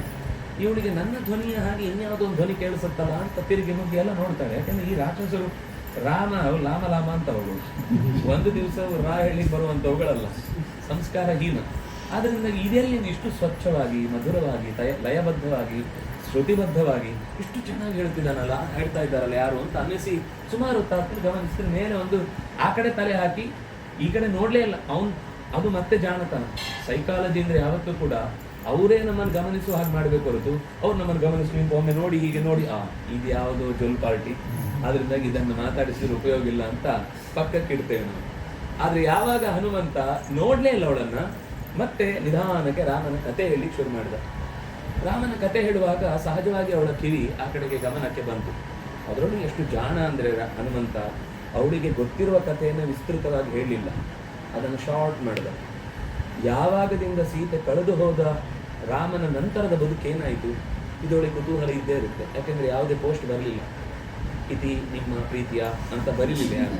ಸಾಂಪ್ರತ ಈ ಶಬ್ದಗಳೇ ಗೊತ್ತಿಲ್ಲ. ಇದು ನಮ್ಮ ಯೋಗಕ್ಷೇಮವನ್ನು ತಿಳಿಸಿದ್ದೇವೆ, ನಿಮ್ಮ ಯೋಗಕ್ಷೇಮಕ್ಕಾಗಿ ಪತ್ರವನ್ನು ಕಾಯ್ತಾ ಇದ್ದೇವೆ, ಇದೆಲ್ಲ ಗೊತ್ತೇ ಇಲ್ಲ. ನಮ್ಮಲ್ಲಿ ಒಂದು ಇಷ್ಟುದ್ದ ಪಾಪ ಏನು ಬೈದು ಬರೆದ್ರು ಯಾರೋ ಮೆಸೇಜಲ್ಲಿ ವಾಟ್ಸಪ್ಪಲ್ಲೋ ಯಾವುದ್ರಲ್ಲೋ, ಇವ್ರದ್ದು ಉತ್ತರ ಓಕೆ ಹಾಕ್ಲಿಕ್ಕೂ ಟೈಮ್ ಇಲ್ಲ. ಅಂದ್ರೆ ನಮ್ಗೆ ಪ್ರತಿಕ್ರಿಯೆ ಅನ್ನೋದೇ ಗೊತ್ತಿಲ್ಲ, ಎಲ್ಲ ಸಿಂಬಲ್ಗಳೇ. ನಗುದು ಸಿಂಬಲ್ಲೇ, ಅಳುದು ಸಿಂಬಲ್ಲೇ, ಬೇಸರವೂ ಸಿಂಬಲ್ಲೇ. ನಮ್ಮ ಭಾವನೆಗಳನ್ನೆಲ್ಲ ಅಲ್ಲಿ ತುಂಬಿ ಮುಖವಾಡದಲ್ಲಿ ಇಟ್ಬಿಟ್ಟಿದ್ದೇವೆ. ನಮ್ಮ ಹೃದಯದಲ್ಲಿ ಎಂಥದಿಲ್ಲ, ಅರ್ಥಶೂನ್ಯವಾದ ಒಂದು ಯಂತ್ರ, ಕಂಪ್ಯೂಟರ್ ಮುಂದೆ ಮತ್ತೊಂದು ಕಂಪ್ಯೂಟರ್ ಅಷ್ಟೇ. ಯೋಚನೆ ಮಾಡಿ ಆ ಕಥೆಯನ್ನು ಬಿಡಿಸಿ ಹೇಳಿದಾಗ ಅವಳಿಗೆ ಹೆಚ್ಚು ಕುತೂಹಲ ಬರುತ್ತೆ. ಸುಗ್ರೀವ ಇದ್ದ, ವಾಲಿಯನ್ನು ಕೊಲ್ಲಬೇಕಾಯಿತು, ಆಮೇಲೆ ಚಾತುರ್ಮಾಸ್ಯ ಮುಗಿಯಿತು, ಸೀತೆಯನ್ನು ಹುಡುಕ್ಲಿಕ್ಕೋಸ್ಕರ ಎಲ್ಲ ಕಡೆ ಹೋದರು, ಆ ದಿಕ್ಕಿಗೆ ನಮ್ಮ ಗುಂಪು ಬಂತು, ಅದರಲ್ಲಿ ಕೊನೆಗೆ ಸಮುದ್ರದ ತೀರಕ್ಕೆ ಬಂದ್ವಿ, ಕೊನೆಗೆ ನಾವು ಹೀಗೆ ಹಾರಿ ಇಲ್ಲಿಗೆ ಬಂದರೆ ಸೀತೆ ಎಲ್ಲಿದ್ದಾಳೆ ಅಂತ ಅನ್ನೋ ಹುಡುಕಾಟವೇ ನಮಗೆ ದೊಡ್ಡ ಯೋಚನೆ ಆಗಿದೆ ಅಂತ ತಿರುಗಿ ನೋಡ್ತಾನೆ. ಅವಳೇ ಇವನ್ನ ನೋಡ್ತಾ ಇದ್ದಾಳೆ. ಹಾಗೆ ಮತ್ತೆ ನೋಡ್ತಾನೆ, ಮತ್ತೆ ವಾಪಸ್ ನೋಡ್ತಾನೆ. ನೋಡಿ ರಾಮ ರಾಮ ಅಂತ ಅನ್ನೋದನ್ನು ಕೇಳಿ ಅವನು ಆಶ್ಚರ್ಯ ಆಗ್ತಾನೆ. ನಾನು ರಾಮ ಹೇಳ್ತೇನೆ, ಇವಳು ರಾಮ ಹೇಳ್ತಾನೆ. ಆಗ ಅವಳು ಒಂದು ಸರ್ತಿ ಹೀಗಂತಾಳೆ, ತಕ್ಷಣ ಓಡಿ ಬರ್ತಾನೆ. ಓಡಿ ಬಂದು ಕೈ ಮುಗಿದು ನಿಂತಿರ್ತಾನೆ. ಯಾರು ನೀನು? ನಾನು ರಾಮನ ದೂತ. ನಾವು ಯಾರು ಅಂತ ಕೇಳಿದ್ರೆ ನಮ್ಮ A to Z ಎಲ್ಲ PhD MA MSc ML ಏನೋ ಇದೆಯಲ್ಲ ಇದಿಷ್ಟು ಎಲ್ಲ ಹೇಳ್ತೀನಿ. ಅವನು ಏನೂ ಹೇಳಿಲ್ಲ, ನಾನು ರಾಮನ ದೂತ, ನಿನ್ನನ್ನು ಹುಡುಕ್ಲಿಕ್ಕೋಸ್ಕರ ರಾಮಚಂದ್ರ ಪಕ್ಕ ಪಾಡು ಅಷ್ಟಿಷ್ಟಲ್ಲ, ಈಗ ನಿನ್ನ. ಆಗ ಇವನಿಗೆ ಮತ್ತೆ ಡೌಟ್ ಬರುತ್ತೆ. ರಂಗರಂಗಾಗಿ ಮಾತಾಡ್ತಾ ಇದ್ದಾನೆ. ಆ ಮಂಗನೇ ಮತ್ತೆ ಅಲ್ಲ, ಆ ರಾವಣನೇ ಮತ್ತೆ ಮಂಗನಾಗಿ ಬಂದಿದ್ದ ಅಂತ ಒಂದ್ಸತಿ ಡೌಟ್ ಬರುತ್ತೆ. ಅದು ಕೂಡಲೇ ಹನುಮಂತನಿಗೆ ಗೊತ್ತಾಗುತ್ತೆ, ಅಮ್ಮ ನೀನು ಸಂದೇಹ ಪಡೋದು ಸತ್ಯ, ತಪ್ಪಿಲ್ಲ. ನಿನಗೆ ಸಂದೇಹ ಬಂದರೆ ನನಗೆ ಬೇಜಾರೂ ಇಲ್ಲ, ಯಾಕಂದರೆ ನಿನಗೆ ಏನು ವೇದನೆ ಆಗಿದೆ ಅಂತ ನನಗೆ ಗೊತ್ತು. ಒಂದು ಹೆಣ್ಣು ಮಗಳು ತನ್ನವರಿಂದ ಇಷ್ಟು ಕಾಲ ದೂರ ಇದ್ದಾಗಲೂ, 10 ತಿಂಗಳಾಗಿದೆ ಈಗ, ಇಷ್ಟು ಕಾಲ ದೂರ ಇದ್ದಾಗಲೂ ಇನ್ನೂ ರಾಮ ಅನ್ನೋ ನಾಮವನ್ನು ಬಿಡದೆ ನೀನು ಇದ್ದಿ ಅಂದರೆ ನಿನ್ನ ಮನಸ್ಥಿತಿ ಏನು ಅಂತ ನಾವು ಅರ್ಥ ಮಾಡಿಕೊಳ್ಳೇಬೇಕು. ನನಗೆ ಕೊರೋನಾ ಟೈಮಲ್ಲಿ 1 ವಾರ ಕ್ವಾರಂಟೈನ್ ಮಾಡಿದಾಗಲೇ ಅತರ ಪತ್ರ ಆಗಿಬಿಟ್ಟಿತ್ತು ಜೀವನ. ಎಲ್ಲಪ್ಪ ಹೊರಗೆ ಬಿಡಲ್ಲ ಇವರು ಅಂತ. ಅಂಥದ್ರಲ್ಲಿ ಅಷ್ಟು ದಿವಸಗಳ ಕಾಲ ಶಿಕ್ಷೆ ಬೇರೆ, ಹಿಂಸೆ, ಒಬ್ಬರ ಬಗ್ಗೆ ಒಂದು ಒಳ್ಳೆಯ ಮಾತು ಕೇಳಲಿಕ್ಕೆ ಭಾಷೆನೇ ಇಲ್ಲ ಯಾರಿಗೂ, ಎಲ್ಲ ಭಾಷಾಹೀನರು. ಅಂಥವರ ಮಧ್ಯದಲ್ಲಿ ಬದುಕಿ ತಾನಾಗಿ ಮನಸ್ಥಿತಿಯನ್ನು ಕಳ್ಕೊಂಡದೇ ಉಳಿದದ್ದೇ ದೊಡ್ಡ ನಿನ್ನ ಹಿರಿತನ ತಾಯಿ. ನೀನು ಈ ಸಂದೇಹ ಪಡ್ತಿ ಅಂತ ರಾಮಚಂದ್ರ ನನಗೆ ಹೇಳಿದ್ದ, ತಗೋ ಅಂತ ಹೇಳಿ ಆ ಮುಷ್ಟಿ ಬಿಚ್ಚಿ ಕೊಟ್ಟ. ಸೀತೆ ರಾಮನನ್ನೇ ನೋಡಿದಷ್ಟು ಖುಷಿಯಾಗ್ಬಿಟ್ಟಿತ್ತು. ನನಗಿದೆಲ್ಲ ಅನುಭವ ಬಹಳ ಕಷ್ಟ, ಬರುವುದಿಲ್ಲ. ಯಾಕಂದ್ರೆ ಅಂಥ ಪ್ರೀತಿ ಮತ್ತು ಅಂಥ ವಸ್ತುವಿನದು ದೂರ ಇದ್ದಾಗ ಅದು ಮತ್ತೆ ಮರಳಿ ಸಿಕ್ಕಿದಾಗ ಆಗುವ ಸಂತೋಷ ಇದೆಯಲ್ಲ. ಯಾವುದೋ SSLC ಮಾರ್ಕ್ಸ್ ಕಾರ್ಡ್ ಕಳೆದೋಗಿ ಕೆಲಸಕ್ಕೆ ಅದೇ ಬೇಕಾಗಿ ತಿಂಗಳಾಂಗಕ್ಕೆ ಹುಡುಕಿ ಮತ್ತೆ ಅಕಸ್ಮಾತ್ ಎಲ್ಲೋ ಬೀರು ಅಡಿಗಡೆ ಎಲ್ಲೋ ಒಂದು ಸಿಕ್ಕಿದ್ರೆ ಹೇಗಿರ್ಬೋದು, ಹಾಗೆ ಒಂದು ರೀತಿ ಸೀತೆಗೆ ಮರಳಿಸಿ ರಾಮಚಂದ್ರನ ದರ್ಶನ ಆದಂತೆ ಬಿಕ್ಕಿ ಬಿಕ್ಕಿ ಅಳುತ್ತಾಳೆ ಅದನ್ನು ಇಟ್ಕೊಂಡು. ಯಾಕಂದರೆ ಇದು ಯಾರ ಕೈಯಲ್ಲೂ ಬೇರೆಯವ್ರ ಕೈಯಲ್ಲೂ ಬರಲಿಕ್ಕೆ ಸಾಧ್ಯ ಇಲ್ಲ. ಹಾಗಾಗಿ ನಂಬ್ತಾಳೆ. ಸಂತೋಷ ಆಯಿತು ಮಗು. ಏನೀಗ ಮುಂದಿನ ಪ್ಲ್ಯಾನ್ ಏನು?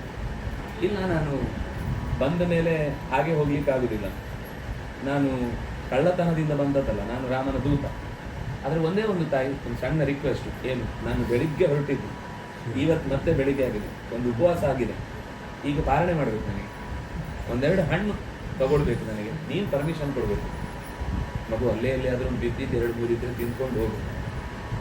ಕಪಿಗಳ ಜನ್ಮದಲ್ಲಿ ಇದ್ದಿದ್ದೆಲ್ಲ ತಿಂದೇ ಗೊತ್ತಿಲ್ಲ, ಅದು ನಮಗೆ ಜಾಯಮಾನದಲ್ಲಿ ಇಲ್ಲ. ನಮಗೆ ಫ್ರೆಶ್ ಮರದಲ್ಲಿ ಈ ಹಣ್ಣಾಗಿರೋದೇ ತಿಂದ ಅಭ್ಯಾಸ.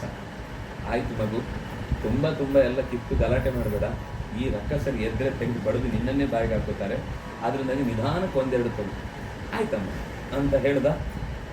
ನೀನು ಹೆದರಬೇಡ, ರಾಮಚಂದ್ರನಿಗೆ ನಾನು ಸುದ್ದಿ ಮುಟ್ಟಿಸ್ತೇನೆ, ರಾಮಚಂದ್ರ ಬಂದೇ ಬರ್ತಾನೆ ಅಂತ ಹೇಳಿ ಆ ಮರದ ಮೇಲೆ ಹಾರುತ್ತಾನೆ. ಹಾರಿದರೆ ಆ ಮರದ ದುರವಸ್ಥೆಯೋ ಅದೇನೋ ಗೊತ್ತಿಲ್ಲ, ಸುಂಟ್ರ ಗಾಳಿ ತಾನೇ, ಬುಡ ಸಹಿತ ಕಿತ್ತು ಬಿತ್ತು. ಮಂಗಗಳ ಸ್ವಭಾವ ಏನು ಗೊತ್ತಾ? ಮರ ಬಿದ್ದರೂ ಮಂಗ ಬೀಳಲ್ಲ, ಅದು ಮತ್ತೊಂದು ಮರಕ್ಕೆ ಹಾಕ್ತು. ಆ ಮರನೂ ಬಿತ್ತು. ಹಾರಿ ಹಾರಿ ಹಾರಿ ಹಾರಿ ಇವಳು ಕೂತಿದ್ದ ಒಂದು ಮರ ಬಿಟ್ಟರೆ ಇಡೀ ಆ ಅಶೋಕವನದ ಪರಿಸರದ ಎಲ್ಲ ಮರಗಳು ಚಟ ಅಂತ ಸಿಡಿಲು ಹೊಡೆದು ಬಿದ್ದ ಹಾಗೆ ರಾಕ್ಷಸರಲ್ಲಿ ಏನು ಶಬ್ದ ಆಗ್ತಾ ಇದೆ ಗೊತ್ತಾಗ್ತಾ ಇಲ್ಲ. ಮರಗಳು ಮಾತ್ರ ಒಂದರ ಹಿಂದೆ ಶಿಸ್ತಾಗಿ ಮಲಗಿದ ಹಾಗೆ ಕಾಣಿಸ್ತಾ ಇದೆ. ಹುಡ್ಕೊಂಡು ಬಂದ್ರು ಒಂದಿಷ್ಟು ಜನ. ಅವನ ಎದುರುಗಡೆ ಯುದ್ಧಕ್ಕೆ ಅಂತ ಕಿತ್ತಾಡಿದ್ರು. ಇವನು ಅದೇ ಮರ ತಗೊಂಡು ಚಚ್ಚಿಬಿಟ್ಟ. ಅಲ್ಲೇ ಬಿದ್ದ ಮರಗಳನ್ನೇ ತೆಗೆದು ಕಿರುಚಿದ್ರೆ ಬಾಯಿಗೆ ಸೀದ ಮರದ ದಿಮ್ಮಿಯನ್ನೇ ಇಟ್ಟುಬಿಟ್ಟ. ಇನ್ನು ಕೆಲವರು ಕಿರುಚಿದ್ರೆ ಅವರನ್ನ ಆ ಮರ ತೆಗೆದ ಹೊಂಡದಲ್ಲೇ ಊದು ಬಿಟ್ಟ. ಎಷ್ಟು ಚೆನ್ನಾಗಿ ಮಕ್ಕಳಿಗೆ ಹೇಳುವಾಗ ಈ ಕತೆ ತುಂಬ ಚಂದ. ನೀವು ತುಂಬಾ ಗಂಭೀರ ಅಂತ ಅನ್ಸ್ಬಿಡುತ್ತೆ, ಏನು ಈ ತರ ಹೇಳ್ತಾರೆ ಅಂತ. ಆದ್ರೆ ತುಂಬಾ ಚಂದ ಕಥೆ. ರಾಕ್ಷಸರ ವರ್ಣನೆ ವಿಚಿತ್ರ. ಒಂದು ಪ್ರಾಸಾದ ಅಂದ್ರೆ ಈ ಮೇಲಿನ ಕಂಪೌಂಡಿಗೆ ಹೋಗಿ ನಿಂತ್ಕೊಳ್ತಾನೆ. ನಿಂತು ಅದಕ್ಕೆ ಬಾಗಿಲು ಹಾಕ್ಲಿಕ್ಕೆ ಈ ನಿಮ್ಮ ಹಳೇ ಅಂಗಡಿಗಳಿಗೆಲ್ಲ ಎಲ್ಲ ಮರದ ದಿಮ್ಮಿ ಇಟ್ಟು ಅದಕ್ಕೊಂದು ಅಗಲಿ ಇಟ್ಟಿರ್ತಾರೆ, ದೊಡ್ಡ ಕಬ್ಬಿಣದ ಸಲಾಕೆ, ಅದಕ್ಕೆ ಪ್ರಕಸ ಅಂತ ಏನೋ ಹೇಳ್ತಾರೆ.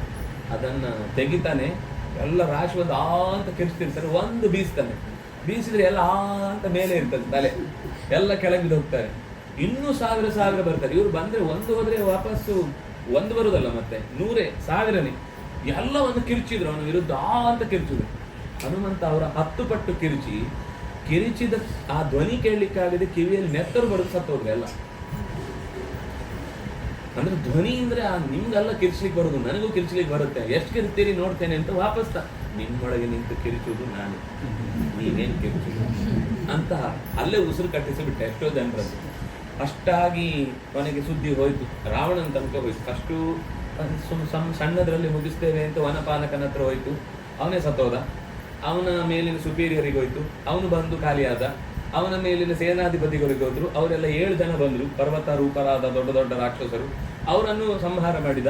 ಬಂದವರೆಲ್ಲ ಇನ್ಕಮಿಂಗ್ ಮಾತ್ರ, ಔಟ್ ಗೋಯಿಂಗ್ ಇಲ್ವೇ ಇಲ್ಲ. ಬಂದವರು ಇಲ್ಲೇ ಕೃಷ್ಣಾರ್ಪಣ, 1 ವೇ 2 ವೇ ಇಲ್ವೇ ಇಲ್ಲ, ರಿಪೀಟೇ ವಾಪಸ್ ಹೋದವರು. ಸುದ್ದಿನ ಇವನಿಗೆ ತಲೆ ಕೆಟ್ಟೋಯ್ತು ರಾವಣನಿಗೆ. ಏನ್ ಮಾಡ್ತಾ ಇದ್ರು ಹೋದವರು? ಅಲ್ಲೇ ಕೂತ್ಕೊಂಡು ಅವನ ಜೊತೆಗೆ ಊಟ ಮಾಡ್ತಿದ್ರೆ, ಏನ್ ಕತೆ. ಕೊನೆಗೆ ಅಕ್ಷಕುಮಾರ ಬಂದಾಗ, ಅಪ್ಪ ನೀವೇನು ಚಿಂತೆ ಮಾಡಿಬಿಡಿ, ನಾನು ಹೋಗಿ ನೋಡ್ಕೊಂಡ್ ಬರ್ತೇನೆ. ಅವನು ದೊಡ್ಡ ಸೈನ್ಯ ತಗೊಂಬಂದ, ಆಕಾಶದಲ್ಲಿ ನಿಂತು ಯುದ್ಧ ಮಾಡ್ತಿದ್ದ. ಹನುಮಂತ ಯೋಚನೆ ಮಾಡಿದೆ, ನೀನು ಆಕಾಶದಷ್ಟು ನಾನು ನೆಲದಲ್ಲೇ ಏರಬಲ್ಲೆ, ನೀನು ಆಕಾಶಕ್ಕೆ ಹೋಗ್ಬೇಕು, ನಾನು ನೆಲ ಬಿಡದೆ ಆಕಾಶಕ್ಕೆ ಬರಬಲ್ಲೆ ಅಂತ ಸೀದೆ ಎತ್ತರಕ್ಕೆ ಹಾರಿದ. ಆಕಾಶದ ತನಕ ಬೆಳೆದವನ ರಥದಲ್ಲಿ ನಿಂತವನ ಕಾಲು ಹಿಡಿದು ಎತ್ಕೊಂಡ. ಒಂದು ಬಂಡೆಗೆ ಜೋರಾಗಿ ಈಡುಗಾಯಿ ಹೊಡೆದಾಗ ಹೊಡೆದ್ಬಿಟ್ಟ.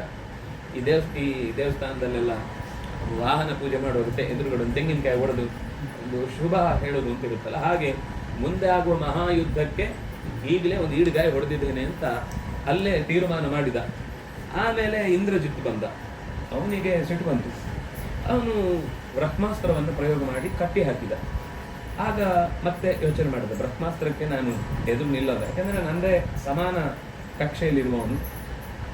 ಆಗ್ಲಿ, ರಾವಣನನ್ನ ನಾನು ಹುಡ್ಕೊಂಡು ಹೋಗ್ಬೇಕಿತ್ತು, ಈಗ ಅವರೇ ಕರ್ಕೊಂಡು ಹೋಗ್ತಾರೆ. ಒಂದು ಕೆಲಸ ಉಳಿಯಿತು, ಭೇಟಿಯಾಗಿ ಅವನಿಗೆ ಶೇಕ್ ಹ್ಯಾಂಡ್ ಕೊಟ್ಟು ಅವನನ್ನು ಒಂದು ಸರ್ತಿ ಸರಿಯಾಗಿ ಬುದ್ಧಿವಾದ ಹೇಳಿ ಎಚ್ಚರ ಕೊಟ್ಟು ಬರಬೇಕು. ರಾಮನ ದೂತ ಕಳ್ಳ ಅಲ್ಲ ಅಥವಾ ಎದುರುಪುಕ್ಕ ಅಲ್ಲ, ರಾಮನ ದೂತನೇ ಹೀಗಿದ್ದಾನೆ ಅಂದರೆ ರಾಮ ಹೇಗಿದ್ದಾನೆ ಅಂತ ಅವನಿಗೆ ಗೊತ್ತಾಗ್ಬೇಕು. ಅದಕ್ಕೋಸ್ಕರ ನೇರ ಒಳಕ್ಕೆ ನುಗ್ಗಿದ. ಅವನಿಗೆ ಇಲ್ಲೇ ಬರುವ ಶಬ್ದ ರಾಮ ಸೇವಾ ದುರಂಧರ ಅಂತ. ಹಾಗಾಗಿ ಈ ದುರಂಧರ ಶಬ್ದ ಮೊದಲು ಹನುಮಂತನದ್ದು, ಆಮೇಲೆ ಈಗಿನದ್ದು. ನಿಜ, ನಾನು ಎಕ್ಸಾಗರೇಟ್ ಮಾಡ್ತಿಲ್ಲ. ಅಲ್ಲಿ ಏನೇನು ಕಥೆ ನಡೆದಿದೆ, ಫಸ್ಟ್ ಸರ್ಜಿಕಲ್ ಸ್ಟ್ರೈಕ್ ಮಾಡಿದವನೇ ಹನುಮಂತ. ಒಳಕ್ಕೆ ನುಗ್ಗಿ, ಹೊರಗಿನಿಂದ ಅಲ್ಲ, ಒಳಗೆ ನುಗ್ಗಿ ಹೊಡೆದವನು ಅವನೇ. ಹೊಡೆದಿದ್ದು ಮಾತ್ರ ಅಲ್ಲ, ಮುಟ್ಕೊಂಡ್ರೆ ಇನ್ನು ಎಷ್ಟೋ ದಿವಸ ನೆನಪಿರ್ಬೇಕು, ಹಾಗೆ ಹೊಡೆದ್ಕೊಂಡ. ಸರಿ, ಸೀದಾ ಹನುಮಂತನನ್ನ ಕಟ್ಟಿ ಕರ್ಕೊಂಡೋದು. ಅದರ ಮಧ್ಯದಲ್ಲಿ ಏನಾಯ್ತು ಅಂದ್ರೆ, ಕಟ್ಟಿ ಕರ್ಕೊಂಡು ಬರ್ಬೇಕಾದ್ರೆ ಎಲ್ಲಾ ರಾಕ್ಷಸರಿಗೂ ಆನಂದ. ಯಾಕೆಂದ್ರೆ ಕೆಲವರ ಬಾಯಿ ಇಲ್ಲಿ ಬಂದ್ಬಿಟ್ಟಿತ್ತು ಅವನು ಹೊಡೆದ ಪೆಟ್ಟಿಗೆ. ಸೊಟ್ಟ ಬಾಯಿ ಮಾಡ್ಕೊಂಡು ಸಿಟ್ಟಲ್ಲಿ ಬಂದು ತಮ್ಮ ಕೈಯಲ್ಲಿದ್ದ ಎಲ್ಲ ಹಗ್ಗ ಗಿಗ್ಗ ಹಾಕಿ ಹನುಮಂತನನ್ನು ಸುತ್ತಿ ಸುತ್ತಿ ಸುತ್ತಿ ಸುತ್ತಿ ಇಟ್ಟುಬಿಟ್ರು. ಯಾವಾಗ ಆ ಹಗ್ಗ ಸುತ್ತಿದ್ರು ಆ ಬ್ರಹ್ಮಾಸ್ತ್ರಕ್ಕೆ ಅವಮಾನ ಆಯ್ತು. ನಾನ್ ಕಟ್ಟಿ ಹಾಕಿದಾಗ ನೀನ್ ಯಾವುದು ವೇಸ್ಟ್ ಹಗ್ಗದಿಂದ ಕಟ್ಟಿದ್ರೆ ನನ್ನ ಮರ್ಯಾದೆ ಹೋಯ್ತು ಅಂತ ಅದು ಬಿಟ್ಟೋಯ್ತು. ಹನುಮಂತನಿಗೆ ಗೊತ್ತಾಯ್ತು, ಆದ್ರೆ ಅವನೇನು ಮಾಡ್ಲಿಲ್ಲ. ಆಯ್ತು, ಅದು ಒಳ್ಳೇದೇ.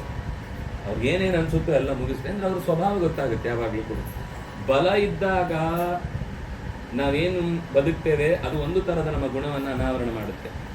ತುಂಬಾ ಕಷ್ಟಕ್ಕೊಳಗಾದಾಗ, ಅಂದ್ರೆ ತುಂಬಾ ಬಡತನವೋ ಅಥವಾ ಅಸಹಾಯಕತೆ ಪರಿಸ್ಥಿತಿ ಬಂದಾಗ ನಾವೇನ್ ಮಾಡ್ತೇವೆ, ಕೆಲವೊಮ್ಮೆ ನಾವು ಹೇಳೋದುಂಟು, ಅಸಹಾಯಕ ಪರಿಸ್ಥಿತಿ ಬಂತು ಅದಕ್ಕೋಸ್ಕರ ನಾನು ಕಳ್ಳತನ ಮಾಡಿದೆ. ದುರ್ಗತಿಗೆ ಬಂದಾಗ್ಲೂ ಕಳ್ಳತನಕ್ಕೆ ಹೋಗದೇ ಇರುವುದು ಮನುಷ್ಯತ್ವ. ಅಥವಾ ಅಧಿಕಾರ ಬಂದಾಗ್ಲೂ ಮನುಷ್ಯತ್ವ ಮರೆಯದಂತೆ ಇನ್ನೊಬ್ಬನ ಜೊತೆಗೆ ಸಂಯಮದಿಂದ ವರ್ತಿಸುವುದು ಮನುಷ್ಯತ್ವ. ಎರಡೂ ಸಮಯ ಕೂಡ ನಮ್ಮನ್ನು ಪರೀಕ್ಷೆ ಮಾಡ್ಲಿಕ್ಕೆ ಬರುದು. ಎಲ್ಲ ಸಿಗುತ್ತೆ ಅಂತ ಅನ್ನೋದು ಅಪಾಯದ ಸ್ಥಿತಿ, ಏನೂ ಸಿಗುದಿಲ್ಲ ಅನ್ನೋದು ಒಂದು ಅಪಾಯದ ಸ್ಥಿತಿ. ನಾವು ಏನೂ ಸಿಗುದಿಲ್ಲ ಅನ್ನೋದನ್ನ ಮಾತ್ರ ಅಪಾಯ ಅನ್ಕೋತೇವೆ. ಆದರೆ ಎಲ್ಲ ಸಿಗುವುದು ಕೂಡ ದೇವರು ನಮ್ಮನ್ನ ಪರೀಕ್ಷೆ ಮಾಡುವ ಸಮಯ. ಹನುಮಂತ ಸೀದ ಹೋದ, ರಾವಣನ ಮುಂದೆ ನಿಲ್ಲಿಸಿದ್ರು.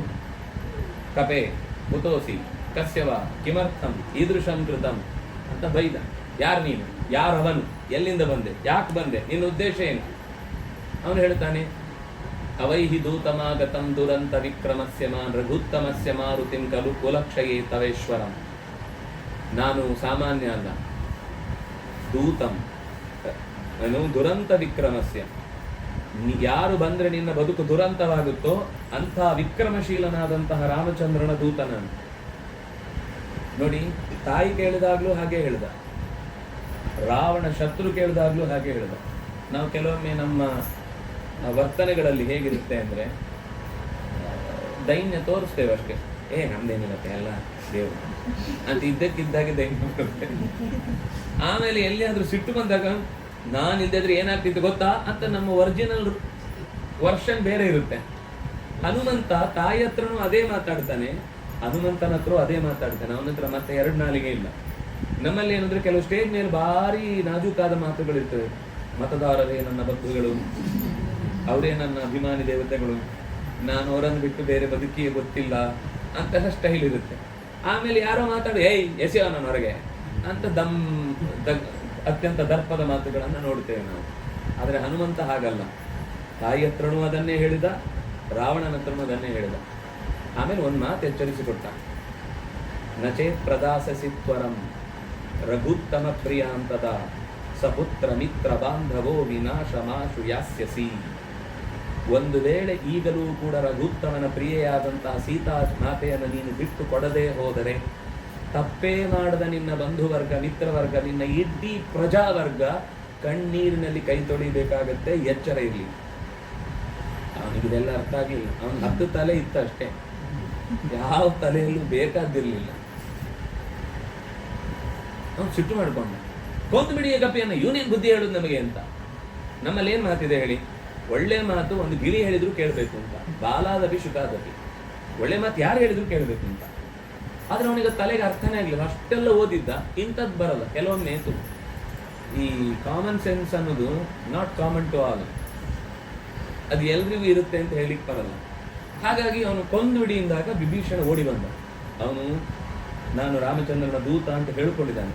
ಅಕಸ್ಮಾತ್ ಅವನು ಏನೂ ಹೇಳದೆ ನಿನ್ನ ಹತ್ರ ಮುಚ್ಚಿಟ್ಟಿದ್ದ ಅಂದ್ರೆ ನೀನು ಶಿಕ್ಷೆ ಕೊಡ್ಬೋದಿತ್ತು, ಅಪರಾಧಿ ಅಂತ. ಆದ್ರೆ ಅವನು ಹೇಳಿದ್ದಾನೆ, ನಾನು ರಾಮನ ದೂತ, ರಾಮನ ಪರವಾಗಿ ಬಂದಿದ್ದೇನೆ ಅಂತ ಹೇಳಿದ್ದೇನೆ. ದೂತನನ್ನ ಯಾವತ್ತೂ ಕೊಲ್ಲುವುದು ರಾಜನೀತಿಯಲ್ಲಿ ತಪ್ಪು, ಬಿಟ್ಟು ಬಿಡು ಅವನನ್ನು. ಏನು ಮಾಡಿದ್ರು ಅವನಿಗೆ ಮನಸ್ಸು ಒಪ್ಪಲ್ಲ. ಆದ್ರೆ ತಮ್ಮನ ಮಾತು ಎಲ್ಲರ ಮುಂದೆ ನಡೆದು ಬಿಟ್ಟಿದೆ. ಈಗ ಮೀರಿದ್ರೆ ರಾಜಧರ್ಮವನ್ನು ಪಾಲಿಸ್ತಾ ಇಲ್ಲ ಅಂತ ಆಕ್ಷೇಪ ಬರುತ್ತೆ. ಅದಕ್ಕೋಸ್ಕರ ಏನ್ ಮಾಡ್ದ, ಕೊಲ್ಲಬೇಕು. ಆದ್ರೆ ನಾನು ಕೊಂದಿದ್ದೇನೆ ಅಂತ ಯಾರಿಗೂ ಗೊತ್ತಾಗಬಾರ್ದು.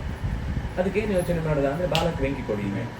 ಯಾಕೆಂದ್ರೆ ಮಂಗಗಳಿಗೆ ಅತ್ಯಂತ ಮುಖ್ಯವಾದದ್ದು ಅವುಗಳ ಬದುಕಿನಲ್ಲಿ ಬಾಲ ಒಂದು ಹೋಯ್ತು ಅಂದ್ರೆ ಮಂಗ ಸತ್ತಿತು ಅಂತ ಅರ್ಥ. ಯಾಕೆಂದ್ರೆ ಇಡೀ ದೇಹದ ಬ್ಯಾಲೆನ್ಸ್ ಇರುವುದೇ ಬಾಲದಲ್ಲಿ. ಬಹಳ ಬುದ್ಧಿವಂತಿಕ. ಆದ್ರೆ ಹೇಳುವಾಗ ಕೊಲ್ಲಿ ಅಂತ ಹೇಳಿಲ್ಲ. ಈಗ ಬಾಲವನ್ನು ಸುಡಿಯಿಂದ ಈ ರಾಕ್ಷಸರೆಲ್ಲ ಸೇರ್ಕೊಂಡ್ರು, ಸುತ್ತಿ ಅದು ಬೇಕು ಅಂತ ಹನುಮಂತ. ಅವನ ಸ್ವಭಾವ ಏನು ಅಂದ್ರೆ, ನೀವೇನು ಕೊಡ್ತಿರೋ ಅದನ್ನು 100 ಮಡಿ ಮಾಡಿ ಕೊಡ್ತೀನಿ, ಅದು ನನ್ನ ಸ್ವಭಾವ. ಹಾಗಾಗಿ ಬಾಲ ಬೆಳೆಸಿದ. ಅವರು ಮತ್ತೂ ಬಟ್ಟೆ ತಂದ್ರು ಎಣ್ಣೆಲ್ಲ ಅದ್ದಿ ತಂದು ಸುತ್ತಾ ಇದ್ದಾರೆ. ಸುತ್ತಿ ಲಂಕೆ ಸುಡ್ಲಿಕ್ಕೆ ಎಷ್ಟು ಬೇಕು ಅಂತ ಒಂದು ಫ್ಯೂಯಲ್ ಲೆಕ್ಕ ಹಾಕಿದ್ದ. ಇಷ್ಟು ಸುಡ್ಲಿಕ್ಕೆ ಸಾಕಾಯ್ತು. ಬ್ಯಾರಲ್ ಗಟ್ಟಲೆ ತಂದು ಹಾಕಿದ್ದಾರೆ ಇವರು. ಇಷ್ಟಿದ್ರೆ ತೊಂದರೆ ಇಲ್ಲ ಅಂತ ಒಪ್ಕೊಂಡ. ಕೊನೆಗೆ ಬೆಂಕಿ ಕೊಟ್ಟು ಕಳಿಸಿ ಅಂತ ಕಳಿಸಿದ್ರು. ಅವರೇ ಬೀದಿಗೆ ತಂದು ಮಧ್ಯದಲ್ಲಿ ನಿಲ್ಲಿಸಿ ಬೆಂಕಿ ಕೊಟ್ಟು ಹನುಮಂತನನ್ನು ಬಿಟ್ಟರು. ಅವನು ಸೀದಾ ಹಾರಿದವನು ಫಸ್ಟ್ ಹಾರಿದ ಸೀದಾ ರಾವಣನ ಅರಮನೆಯ ಮೇಲೆ ಬಾಲ ಇಟ್ಟರದು ಇದೀ ಅರಮನೆಯ ಬಾಗಿಲು ಗೀಗಿಲು ಗೋಡೆ ಗೀಡೆ ಎಲ್ಲ ತಿಂದು ಹಾಕ್ಬಿಡ್ತು. 10 ಬಾಯಲ್ಲಿ ಸಿಗರೇಟ್ ಸೇರ್ಕೊಂಡು ಬಂದವನಾಗಿ ಹೊರಗೆ ಬಂದ, ಹೊಗೆ ತುಂಬಿಕೊಂಡು. ಎಲ್ಲಿ ಹೋಯ್ತು ಈ ಮಂಗ, ಯಾಕೆ ಏನ್ ಮಾಡ್ತಿದ್ದೀರಿ ನೀವು, ಕೊಂದು ಬಿಡಿ ಅಂತ ಹೇಳಿದ್ದಲ್ಲ ನಿಮ್ಗೆ? ಇಲ್ಲ ಅದು ಮಂಗ ಓಡಿ ಹೋಯ್ತು, ಎಲ್ಲ ಮನೆ ಮೇಲೆ ಓಡಾಡ್ತಾ ಇದೆ, ಎಲ್ಲರ ಮನೆಗೂ ಬೆಂಕಿ ಬಿದ್ದಿದೆ ಅಂತ ನೋಡಿದ್ರೆ ಕೊನೆಗೆ 2 ಜಾಗ ಉಳಿಯಿತು. ಒಂದು ವಿಭೀಷಣನ ಮನೆ, ಇನ್ನೊಂದು ಸೀತೆ ಇದ್ದ ಜಾಗ ಉಳಿದ. ಅಷ್ಟೂ ಕೂಡ ಮೊದಲು ಸುಂದರಕಾಂಡ ಅಂತ ಯಾಕೆ ಹೆಸರು ಅಂತ ಹೇಳುವಾಗ ಈ ಭಾಗಕ್ಕೆ ಸುಂದರೇ ಸುಂದರಿ ಲಂಕಾ, ಸುಂದರೇ ಸುಂದರಿ ಕಥಾ, ಸುಂದರೇ ಸುಂದರಿ ಸೀತಾ, ಸುಂದರೇ ಕಿನ್ನ ಸುಂದರಂ. ಸುಂದರ ಅನ್ನೋ ಶಬ್ದಕ್ಕರ್ಥ ಕಪಿ ಅಂತ. ಯಾರಿಗಾದ್ರೂ ಬೈಬೇಕು ಅಂದ್ರೆ ಸುಂದ್ರಿ ಅಂದ್ರೆ ಸಾಕು.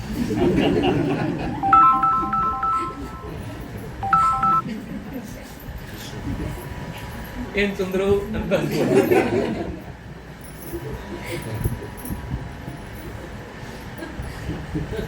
ಯಾರೋ ಒಬ್ಬ ಸಿಕ್ಕಾಪಟ್ಟೆ ಬೈತಿದ್ದಂತೆ, ಅಂದ್ರೆ ಜೋರಿದ್ದ. ಅವನನ್ನು ಬೈಲಿಕ್ಕೆ ಯಾರಿಗೂ ಧೈರ್ಯ ಇರಲಿಲ್ಲ. ಅದಕ್ಕೋಸ್ಕರ ಒಬ್ಬ ಬಂದು ಹೇಳಿದಂತೆ, ಬಹಳ ಸುಂದರವಾದ ಕಾವ್ಯ ಬರೀತಾರೆ ಇವರು, ಹಾಗೆ ಅದಕ್ಕೆ ಅವರು ಬಂದು ಹೇಳಿದ್ರಂತೆ, ಇವ್ರ ಬಗ್ಗೆನೂ ಏನಾದರೂ ಹೇಳಿ ನೀವು. ಅವನು ಹೇಳಿದಂತೆ, ದಶರಥನಂದನ ಸಖವದನ ಗಣೇಶವಾಹನ ರಿಪುನೇನ. ಅರಿ ಆನಂದ ಆಯ್ತಾನೆ, ಜಪ್ಪಾಡಿದ್ದು. ಆಮೇಲೆ ಬಂದು ಕೇಳಿದ್ರು, ಏನ್ರಿ ಅಷ್ಟು ಖುಷಿ ಪಡ್ತಾ ಇದ್ದ? ಏನಿಲ್ಲ ರೀ, ದಶರಥನ ನಂದನ ಯಾರು? ರಾಮನ ಸಖ ಯಾರು? ಸುಗ್ರೀವನ ವದನ ಏನು? ಕೋತಿ ಮೂತಿಯವನೇ ದಶರಥನಂದನ ಸಖವದನ ಗಣೇಶ ವಾಹನ ರಿಪುನೇನ. ಗಣೇಶನ ವಾಹನ ಇಲಿ, ಇಲಿಗೆ ರಿಪು ಬೆಕ್ಕಿನ ಕಣ್ಣಿನವನೇ ಅಂತ. ಕಣ್ಣು ನೆಟ್ಟಗೆಲ್ಲದ ಸೊಟ್ಟೆಗಿದ್ರೆ ಅದರಲ್ಲಿ ಬರೀ ಒಂದು ಗೆರೆ ತರ ಇರುತ್ತೆ, ಅದು ಏನು ಒಳಗೆ ದೃಷ್ಟಿಯೇ ಗೊತ್ತಾಗಲ್ಲ. ಅಂತಹ ಕಣ್ಣಿನವನೇ ಅಂತ ಹೇಳುವ ಇಂಥ ಶಬ್ದಗಳನ್ನು ತಮಾಷೆಗೆ ಬಳಸುವುದಿರುತ್ತೆ. ಸಂಸ್ಕೃತದಲ್ಲಿ ಇಂಥ ತುಂಬ ಇದೆ. ಅಶೋಕನನ್ನು ಹೊಗಳಬೇಕು ಅಂತ ಆಯ್ತಂತೆ. ಆಗ ಈ ವ್ಯಾಕರಣಕಾರರೆಲ್ಲ ಆಗ ಸೂತ್ರಗಳಿಗೆಲ್ಲ ವೃತ್ತಿ ಬರೆಯುವ ಉದಾಹರಣೆ ಕೊಡಬೇಕು. ಏನು ಕೊಡಬೇಕು ಗೊತ್ತಲ್ಲ, ಆದರೆ ಅವನು ಸಿಕ್ಕಾಪಟ್ಟೆ ಅವರನ್ನೆಲ್ಲ ನಿಗ್ರಹ ಮಾಡಬೇಕು ಅಂತ ಹೊರಟಿದ್ದವ. ಆದರೆ ಬೈಲಿಕ್ಕಾಗಲ್ಲ, ಆದರೆ ಹೊಗಳಿಕ್ಕೆ ಇಷ್ಟ ಇಲ್ಲ. ದೇವಾನಾಂ ಪ್ರಿಯ ಅಂತ ಬರೆದ್ರಂತೆ. ದೇವಾನಾಂ ಪ್ರಿಯ ಅಂತ ನಮಗೆಲ್ಲ ಏನು ಅನ್ಸುತ್ತೆ? ದೇವಾನಾಂ ಪ್ರಿಯ ಎಂಥ ಒಳ್ಳೆ ಶಬ್ದ. ಅದನ್ನು ಸ್ವಲ್ಪ ನಿಮ್ಮ ಆಡು ಭಾಷೆಯಲ್ಲಿ ಯೋಚನೆ ಮಾಡಿ. ಇವನು ದೇವರಿಗೇ ಪ್ರೀತಿ. ನಮ್ಗೆ ಯಾರಿಗೂ ಇವನನ್ನ ಸುಧಾರಿಸ್ಲಿಕ್ಕೆ ಸಾಧ್ಯ ಇಲ್ಲ. ಅಂದ್ರೆ ನಾವು ಹೇಳ್ತೀವಲ್ಲ, ದೇವಾನಾಂ ಪ್ರಿಯ, ನೀವು ದೇವರು ಮಾತ್ರ ಇವನನ್ನು ಮೆಚ್ಚಬಹುದು ಹೊರತು ನಮ್ಮಲ್ಲಿ ಯಾರು ಕೂಡ ಇವನನ್ನು ಮೆಚ್ಚಿ ಖುಷಿ ಪಡಿಸ್ಲಿಕ್ಕೆ ಸಾಧ್ಯ ಇಲ್ಲ. ಹಾಗಾಗಿ ಅವನಿಗೆ ಕೇಳುವಾಗ ಭಾರಿ ಖುಷಿ ಆಯ್ತಂದ್ರೆ ಅದು ಒಳಗೊಳಗೆ ಪಂಡಿತರು ನಗ್ತಿದ್ರು. ಅಂದ್ರೆ ಹಾಗೆ ಇಂಥದ್ದೆಲ್ಲ ಮಜಾಗಳಿವೆ. ಸಂಸ್ಕೃತ ಕಲ್ತ್ರೆ ಆನಂದ ಏನಂದ್ರೆ ಇಂಥದ್ದು ಬಹಳ ಅದ್ಭುತ ಇರುತ್ತೆ. ಹಾಗಾಗಿ ಅವನ ಮುಖ ಮೂತಿ ಎಲ್ಲ ಸುಟ್ಟು ಬದನೆಕಾಯಿ ಹೋಗ್ಬಿಟ್ಟಿತ್ತು. ಸುಂದರ ಅನ್ನುವ ಶಬ್ದಕ್ಕರ್ಥ ಒಂದು ಕಪಿಯನ್ನು ಅನ್ನುವ ಹಾಗೆ ಇಡೀ ಲಂಕೆ ತುಂಬಾ ಚಂದ ಇತ್ತಂತೆ. ಯಾಕೆಂದ್ರೆ ಅದು ಅವನದಲ್ಲ, ಅವನ ಅಣ್ಣಂದದು. ಅವನ ಅಣ್ಣ ಕುಬೇರ. ಅದು ಕುಬೇರನ ರಾಜ್ಯ, ಅದು ಅವನು ಕಟ್ಟಿ ಬೆಳೆಸಿದ ರಾಜ್ಯ. ಇವನು ಕಸ್ಕೊಂಡಿದ್ದು ಅವನ ಕೈಯಿಂದ, ಕುಬೇರನ ಕೈಯಿಂದ ಕಸ್ಕೊಂಡು ತಾನು ರಾಜ್ಯಭಾರ ಮಾಡ್ತಾ ಇದ್ದಿದ್ದು. ಆಮೇಲೆ ಸುಂದರೇ ಸುಂದರಿ ಸೀತಾ, ಸುಂದರವಾದ ಕಥೆ, ಸುಂದರವಾದ ಸೀತೆ, ಸುಂದರವಾದ ಕಪಿ ಮತ್ತು ಸುಂದರವಾದ ಲಂಕೆ. ಇಷ್ಟು ಇದ್ದದ್ರಿಂದ ಇದಕ್ಕೆ ಸುಂದರಕಾಂಡ ಅಂತ ಹೆಸರು ಅಂತ ಹೇಳ್ತಾರೆ. ಹಾಗಾಗಿ ಮೊದಲು ಸುಂದರವಾಗಿದ್ದ ಲಂಕೆ ಎಲ್ಲ ಬಣ್ಣ ಮಸಿ ನುಂಗಿತು, ಒಂದೇ ಬಣ್ಣ. ಅಲ್ಲಿ ತನಕ ಎಲ್ಲ ಬಂಗಾರಮಯ ಆಗಿತ್ತಂತೆ. ಎಲ್ಲ ಕರೆಗೆ ಮಣ್ಣಲ್ಲಿ ಸೇರಿಬಿಟ್ಟಿತ್ತು, ಕಪ್ಪು ಮಾತ್ರ ಉಳಿದಿತ್ತು ಅವನ ಮುಖ ಸೇರಿ. ಹಾಗಾಗಿ ರಾವಣನಿಗೆ ಕೋಪ ಬಂತು. ಆದ್ರೆ ಏನ್ ಮಾಡುವಾಗಿಲ್ಲ, ತಾನೇ ಮಾಡಿಕೊಂಡ ಪ್ರಾರಬ್ಧ ಕರ್ಮ. ಹನುಮಂತ ಕೊಟ್ಟದ್ದನ್ನೆಲ್ಲ ವಾಪಸ್ ಕೊಟ್ಟ, ಚೂರು ಉಳಿಸ್ಕೊಳ್ಳಿಲ್ಲ. ನೀವು ಕೊಟ್ಟದ್ದು ನಿಮ್ಗೇ ಕೊಡ್ತೇನೆ ಅಂತ. ಹೊರಡುವಾಗ ಸೀತೆಗೆ ಮತ್ತೊಮ್ಮೆ ಭೇಟಿಯಾಗಿ, ಅಮ್ಮ ಇನ್ನೂ ಒಂದು ಅವಕಾಶ ಇದೆ, ನಿಮಗೆ ತುಂಬ ಹಿಂಸೆ ಆಗುತ್ತೆ, ಇಲ್ಲಿ ಇರ್ಲಿಕ್ಕೆ ಕಷ್ಟ ಆಗುತ್ತೆ ಅಂದರೆ ಈ ಹೆಗಲ ಮೇಲೆ ಕೂತ್ಕೊಳ್ಳಿ, ಈಗಲೇ ನಿಮ್ಮನ್ನು ರಾಮನ ಹತ್ರ ಕರ್ಕೊಂಡು ಹೋಗ್ತೇನೆ. ಅದಕ್ಕೆ ಸೀತೆ ಹೇಳ್ತಾಳೆ, ಬೇಡ, ರಾಮನ ಪರಾಕ್ರಮ ಏನು ಅಂತ ಗೊತ್ತಾಗಬೇಕಾದ್ರೆ ರಾಮನೇ ಇಲ್ಲಿಗೆ ಬರಬೇಕು. ಬೇಗ ಬರಲಿ ಅಂತ ನಾನು ಹೇಳಿದ್ದಷ್ಟೇ ಬಿಟ್ಟರೆ ನನಗೆ ಬೇಗ ಇಲ್ಲಿಂದ ಹೊರಡಬೇಕು ಅಂತ ಏನು ಆತುರ ಇಲ್ಲ. ನನ್ನನ್ನು ಏನೂ ಮಾಡಲಿಕ್ಕಾಗುವುದಿಲ್ಲ. ಆದರೆ ಒಂದು, ನನ್ನಂತಹ ಸಾವಿರಾರು ಹೆಣ್ಣು ಮಕ್ಕಳು ಇದೇ ಥರ ನನ್ನ ಕಷ್ಟದಲ್ಲೇ ಇದ್ದಾರೆ, ಅವರೆಲ್ಲರನ್ನು ಬಿಡಿಸ್ಬೇಕು. ಮತ್ತು ಈ ರಾವಣ ತಪ್ಪು ಮಾಡಿದ್ದಕ್ಕೆ ಶಿಕ್ಷೆ ಅನುಭವಿಸ್ತಾನೆ ಅನ್ನೋದು ಲೋಕಕ್ಕೆ ಗೊತ್ತಾಗಬೇಕು. ಅದಕ್ಕೋಸ್ಕರ ರಾಮನೇ ಬರಬೇಕು. ಆದರೆ ನೀನು ಬಂದ್ಯಪ್ಪ, ಉಳಿದವರೆಲ್ಲ ಹೇಗೆ ಬರ್ತಾರೆ? ಆಗ ಹನುಮಂತ ಹೇಳುವ ಮಾತು, ಬಹುಶಃ ಇದು ನಾವು ಯಾವಾಗಲೂ ನೆನ್ಪಿಟ್ಕೊಳ್ಬೇಕಾದ ಮಾತು. ನಮಗೆ ಎರಡೇ ಎರಡು ಏನೋ ಕೆಲಸ ಆದರೆ ನಾವು ಭಾರಿ ಕೆಲಸ ಮಾಡಿದ್ದೇವೆ ಅಂತ ಅಂದ್ಕೊಳ್ತಾ ಇರ್ತೀವಿ. ಹನುಮಂತ ಏನು ಹೇಳ್ತಾನೆ ಗೊತ್ತಾ? ಇಷ್ಟು ಕೆಲಸ ಮಾಡಿ ಮತ್ತ ಪ್ರತ್ಯವರ ಕಷ್ಟಿತ ನಾಸ್ತಿ ಸುಗ್ರೀವ ಸನ್ನಿಧವು.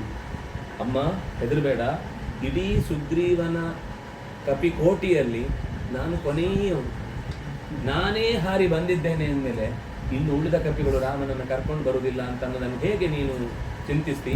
ರಾಮ ಖಂಡಿತ ಬರ್ತಾನೆ, ನೀನನ್ನು ಖಂಡಿತ ಕರ್ಕೊಂಡು ಹೋಗ್ತಾನೆ, ನೀನು ಚಿಂತಿಸಬೇಡ ತಾಯಿ ಅಂತ ನಮಸ್ಕಾರ ಮಾಡಿ ಮತ್ತೆ ಹೊರಡ್ತಾನೆ. ಬಾಲವನ್ನು ಒಂದ್ಸರ್ತಿ ಸಮುದ್ರದಲ್ಲಿ ಅದ್ದಿ ಹಾರುತ್ತಾನೆ. ಹಾರುವಾಗಲೇ ಜೋರ ಕೂಗ್ತಾನಂತೆ.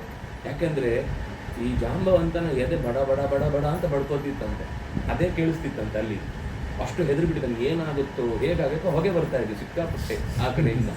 ಏನು ಫೈರ್ ಇಂಜಿನ್ ಇಲ್ಲ, ಇದಿಲ್ಲ, ವ್ಯವಸ್ಥೆ ಏನಾಗ್ಬಿಡುತ್ತೋ ಅಂತ ಹನುಮಂತ ಕೂಗಿದಾಗ ಅವನಿಗೆ ಕೇಳಿಸಿ ಸ್ವಲ್ಪ ಧೈರ್ಯ ಬಂತಂತೆ. ಇಲ್ಲ, ಹನುಮಂತ ಕೂಗ್ತಾ ಇದ್ದಾನೆ ಅಂದ್ರೆ ಕೆಲಸ ಯಶಸ್ವಿಯಾಗಿ ನಡೆದಿದೆ. ಅದಕ್ಕೋಸ್ಕರ ಇನ್ನೂ ಬೇಗ ವಿಷಯ ಹೋಗ್ಬೇಕು ರಾಮನಿಗೆ. ಹೇಗೆ ಹೇಳುವುದು? ನಮ್ಮಲ್ಲಾದ್ರೆ ಏನಾದ್ರೂ ಒಂದು ವಿಷಯ ಎಲ್ರಿಗೂ ಬೇಗ ಬೇಗ ಮುಟ್ಟಬೇಕು ಅಂದ್ರೆ ಒಂದು ವಿಷಯ ಹೇಳ್ತೇನೆ ಅಂತ ಹೇಳಿದ್ರೆ ಬೇಗ ಓಪನ್ ಸೀಕ್ರೆಟ್ ಎಲ್ಲರೂ ತಿಳಿದು ಅಂತ ಹೇಳಿ ಮುಗಿಸ್ಬಿಟ್ಟಿರ್ತಾನೆ. ಅದೊಂಥರ ವೈಫೈಗಿಂತ ಫಾಸ್ಟ್ ಹೇಳಿ ಅಂತ ಹೇಳಿದ್ರಂತ ಇನ್ನೂ ಫಾಸ್ಟ್ ಹೋಗುತ್ತೆ. ಹಾಗೆ ಹನುಮಂತ ಏನ್ ಮಾಡಿದೆ ಗೊತ್ತಾ? ಸೀದಾ ಅಲ್ಲಿ ಒಂದು ಮಧುವನ ಇತ್ತು, ಜೇನನ್ನೇ ಸಂಗ್ರಹ ಮಾಡ್ಲಿಕ್ಕೋಸ್ಕರ. ಅದು ಸುಗ್ರೀವನ ಆಡಳಿತದಲ್ಲಿ ಒಬ್ಬ ದಧಿಮುಖ ಅಂತ ಅವನ ಹೆಸರು. ಅಲ್ಲಿಗೆ ಹೋಗಿ ಕಪಿಗಳು ಎಲ್ಲ ಹಾಳು ಮಾಡಿಬಿಡ್ತಾರೆ. ಹಾಳು ಮಾಡಿ ಚೆನ್ನಾಗಿ ಕುಡಿದು ತಿಂದು ತೇಗಿ ಅವನಿಗೆ ಬೇಡವಾದ ರೀತಿಯೆಲ್ಲ ಚೇಷ್ಟೆ ಮಾಡಿ ಅವನನ್ನ ಎಲ್ಲ ಕಡೆ ಏನೇನು ಅವಮಾನ ಮಾಡ್ಬೋದು ಆ ನಾಯಕನನ್ನ ಇಲ್ಲ ಸಲ್ಲದ ಹಿಂಸೆ ಎಲ್ಲ ಮಾಡಿ ಕಳಿಸಿದ್ರು. ಅವನು ಬೇಗ ಓಡಿ ಹೋಗಿ ಹೇಳ್ದ ರಾಮನಿಗೆ, ಯಾರಿಗೆ? ಸುಗ್ರೀವನಿಗೆ. ನೋಡಿ, ಈ ಕಪಿಗಳೆಲ್ಲ ನಮ್ಮ ಮಧುವನ್ನು ಹಾಳು ಮಾಡಿದ್ದಾರೆ. ಅವನಿಗೇನು ಅಂದ್ರೆ ಕೋಪ ಇತ್ತು, ಇವರಿಗೆಲ್ಲ ನಾನು ಶಿಕ್ಷೆ ಕೊಡಿಸ್ಬೇಕು. ನನ್ನ ಅಂದ್ರೆ ಕೆಲವರಿಗೆ ಸಣ್ಣ ರಾಜಕೀಯ ಇರುತ್ತೆ, ನಾನೇನಾದ್ರೂ ಇಲ್ಲಿ ಬೇಳೆ ಬೇಯಿಸ್ಕೊಳ್ಬಹುದು ಅಂತ. ಹಾಗಾಗಿ ನಾನೇನಾದ್ರೂ ಒಂದು ದೂರು ಕೊಟ್ರೆ ನಾನು ಅವರ ಪರವಾಗಿದ್ದೇನೆ ಅಂತ ಅನ್ಕೊಂಡು ನನಗೆ ಒಂದು ಸ್ಪೆಷಲ್ ಏನಾದ್ರು ಮಾಡಿ ಇವನು ಅವ್ರಿಗೆ ಬೈದು ಬಿಟ್ಟು ಒಳ್ಳೆ ಕೆಲಸ ಮಾಡಿದ್ವಿ ಅಂತ ತೆಗೆದು ಅವನಿಗೆ ಹಾರ ಹಾಕ್ತಾನೆ. ಯಾರು? ಸುಗ್ರೀವ. ಅಂದ್ರೆ ಅವನು ಎಷ್ಟು ಜಾಣ ಅಂತ ಯೋಚನೆ ಮಾಡಿ. ಸುಗ್ರೀವ ಹಾರ ಹಾಕಿದ್ದು ಇವನಿಗೆ ಆಶ್ಚರ್ಯ ಆಗುತ್ತೆ. ಮಧುವನವನ್ನ ಹಿಂದೆಯಲ್ಲಿಯೋ ಎಷ್ಟು ಸರ್ತಿಯೋ ಯಾರಾದ್ರೂ ಅಪ್ಪಿತಪ್ಪಿ ಕೈ ಹಾಕಿದವರು ಕೈ ಕಡ್ದು ಹಾಕಿದ್ದಾನೆ. ಈಗ ಅವ್ರು ಎಲ್ಲರೂ ಸೇರಿ ಹಾಳು ಮಾಡಿದ್ದಾರೆ ಅಂತ, ಅವರೆಲ್ಲ ತಪ್ಪು ಮಾಡಿದ್ದಾರೆ ಅಂತ ಅವರ ಬಾಲ ಕಟ್ ಮಾಡುದು, ಇನ್ನೇನು ಶಿಕ್ಷೆ ಕೊಡ್ತಾನೆ ಅಂತ ಹೇಳಿದ್ರೆ ಒಳ್ಳೆ ಕೆಲಸ ಮಾಡಿದ್ದೀನಿ, ನೀನು ಹೇಳಿದ್ ನಂಗೆ ಒಳ್ಳೇದಾಯ್ತು ಅಂತ ನನಗೇ ಹಾರ ಹಾಕ್ತಾ ಇದ್ದಾನೆ. ಮತ್ತೆ ಅವರನ್ನು ಬೇಗ ಕರೆಸು ಅಂತ ಹೇಳ್ತಾನೆ. ಏನಿದು ಅರ್ಥ ಆಗಿ ಸುಮ್ಮನಾದ. ಆದ್ರೆ ಸೀದಾ ಸುಗ್ರೀವ ಹೋಗಿ ರಾಮನ ಹತ್ರ ಏನು ಹೇಳ್ತಾನೆ ಗೊತ್ತಾ? ಕೆಲಸ ಆಗಿದೆ ಅಂತ ಹೇಳ್ತಾನೆ. ಹನುಮಂತನೂ ಕೂಡ ಇದ್ದು ಶಿಸ್ತನ್ನು ಮುರಿದಿದ್ದಾನೆ ಅಂದ್ರೆ ಇದು ಸಂಭ್ರಮಾಚರಣೆಯ ಕಾಲ ಅಂತ ಗೊತ್ತಿದೆ ನಮಗೆ. ಸಂಭ್ರಮವನ್ನು ನಮಗೆ ತಿಳಿಸ್ಲಿಕ್ಕೋಸ್ಕರನೇ ಬೇಕು ಅಂತ ಬೇಗ ತಿಳಿಲಿಕ್ಕೆ ನಾವು ಅವ್ರ ನಿಧಾನಕ್ಕೆ ಪಟಾಲನ್ನೆಲ್ಲ ಬಾರಿಸ್ಕೊಂಡು ಊದುಕೊಂಡೆಲ್ಲ ಬರುವಷ್ಟೊತ್ತಿಗೆ ತಡ ಆಗುತ್ತೆ. ಅದಕ್ಕೋಸ್ಕರ ಇವನಾದ್ರೆ ಬಹಳ ಬೇಗ ನಾನು ಹೇಳಿ ರಾಜನ ಹತ್ರ ದೊಡ್ಡವನಾಗಬೇಕು ಅಂತ ಇರ್ತದಲ್ಲ, ಅದಕ್ಕೋಸ್ಕರ ಅವನು ಬಂದು ಬೇಗ ಹೇಳ್ತಾನೆ ಅಂತ ಹನುಮಂತ ಕಳಿಸಿದ್ದು ಅಂತ ಅವನಿಗೆ ಅರ್ಥ ಆಯ್ತು. ಹನುಮಂತ ಬಂದ. ಕಪಿಗಳ ಹತ್ರ ಎಲ್ಲರೂ ಕೇಳ್ತಿದ್ದಾರೆ, ಏನಾಯ್ತು.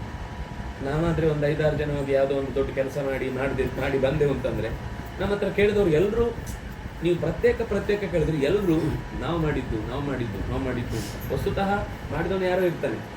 ಆದ್ರೆ ಅದು ನಾವು 5 ಸ್ವಾಮಿಗಳನ್ನು ಕರೆಸಿದ್ವಿ, ನಾವು ಒಬ್ರು ಸ್ವಾಮಿಗಳ ಹತ್ರ ಕೊಂಡು ಮಾತಾಡಿರೋ, ನಾವು 5 ಕಾರ್ಯಕ್ರಮ ವ್ಯವಸ್ಥೆ ಮಾಡಿದ್ವಿ, 5 ಹಾಗೆ ಮಾಡಿದ್ವಿ, ಎಲ್ಲರ ಹತ್ರ ಎಲ್ಲರೂ ನಾವು ಅಂತ ಹೇಳ್ತಿರ್ತಾರೆ. ಆ ಕಪಿಗಳು ಏನ್ ಮಾಡಿದ್ರು ಗೊತ್ತಾ? ಎಲ್ಲರೂ ಅಲ್ಲಿಗೆ ಬನ್ನಿ, ರಾಮಚಂದ್ರನ ಮುಂದೆ ಬನ್ನಿ, ಹನುಮಂತನೇ ಎಕ್ಸ್ಪ್ಲೇನ್ ಮಾಡ್ತಾನೆ, ಆಗ ಎಲ್ಲರೂ ಕೇಳಿ. ಯಾಕೆಂದ್ರೆ ನಾವು ಒಂದೊಂದು ವರ್ಷ ಅದು ಕೊನೆಗೆ 5 ಪಾರ್ಟ್ ಆಗುತ್ತೆ ಉಳಿದವರು ಕಂಡಂತೆ. ಯಾರ ಕತೆ ಏನು ಗೊತ್ತಾಗುದಿಲ್ಲ, ಕೊನೆಗೆ ನಿಜವಾದ ಕತೆ ಏನಂತ ಗೊತ್ತಾಗುವಷ್ಟರಲ್ಲಿ ತಲೆಯೆಲ್ಲ ಕೆಟ್ಟೋಗ್ಬಿಟ್ಟಿರುತ್ತೆ. ಹಾಗಾಗಿ ನಿಜವಾದ ಅಂಶವನ್ನು ತಿಳ್ಕೊಳ್ಳಿಕ್ಕೆ ನೇರ ಕಥಾ ನಾಯಕನೇ ರಾಮಚಂದ್ರ ಅಂತ ಹೇಳ್ತಾನೆ, ಬನ್ನಿ ಅಂತ ಎಲ್ಲರನ್ನು ಸೇರಿಸಿ ಹನುಮಂತ ಈ ಕೆಲಸ ಮಾಡಿದ್ದಾನೆ, ಅವನಿಗೆ ಈ ಕ್ರೆಡಿಟ್, ಅವನನ್ನೇ ನೀವು ಕೇಳಿ ಅಂತ ಹೇಳಿ ಹನುಮಂತ ಮುಂದೆ ಬಂದಾಗ ಆ ಚೂಡಾಮಣಿಯನ್ನು ಕೊಡ್ತಾನೆ. ಜೊತೆಗೆ ಅವಳು ತಮ್ಮ ಏಕಾಂತದಲ್ಲಿ ನಡೆದ ಒಬ್ಬ ಕುರಂಗ ಅನ್ನುವ ರಾಕ್ಷಸ ಕಾಗೆ ರೂಪದಲ್ಲಿ ಬಂದು ಉಪದ್ರವ ಕೊಟ್ಟಾಗ ಆ ಕಾಗೆಯ ಶರೀರದಲ್ಲಿ ಸೇರಿದ ಕುರಂಗನನ್ನು ಕೊಲ್ಲುವುದಕ್ಕೋಸ್ಕರ ಅದರ ಕಣ್ಣನ್ನ ನಾಶ ಮಾಡ್ತಾನೆ. ಯಾಕೆಂದ್ರೆ ಆ ಕುರಂಗ ಒಂದು ವರ ಕೇಳಿರ್ತಾನೆ, ಕಾಗೆಗಳಿಗೆ 2 ಕಣ್ಣು ಕಾಣುವ ತನಕವೂ ಕೂಡ ನನಗೆ ಸಾವಿರಬಾರದು ಅಂತ. ಕಾಗೆಗಳು ಕೂಡ ಯಾಕೆ ಒಪ್ಪಿರ್ತಾವೆ ಅಂದ್ರೆ ಇಂಥ ರಾಕ್ಷಸನ ಶಕ್ತಿ ನಮಗೆ ಸಿಕ್ಕಿತು ಅಂತಂದ್ರೆ ನನ್ಗೆ ಇನ್ಯಾವತ್ತೂ ಉಪವಾಸ ಬಿಡುವ ಭಯ ಇಲ್ಲ ಅಂತ.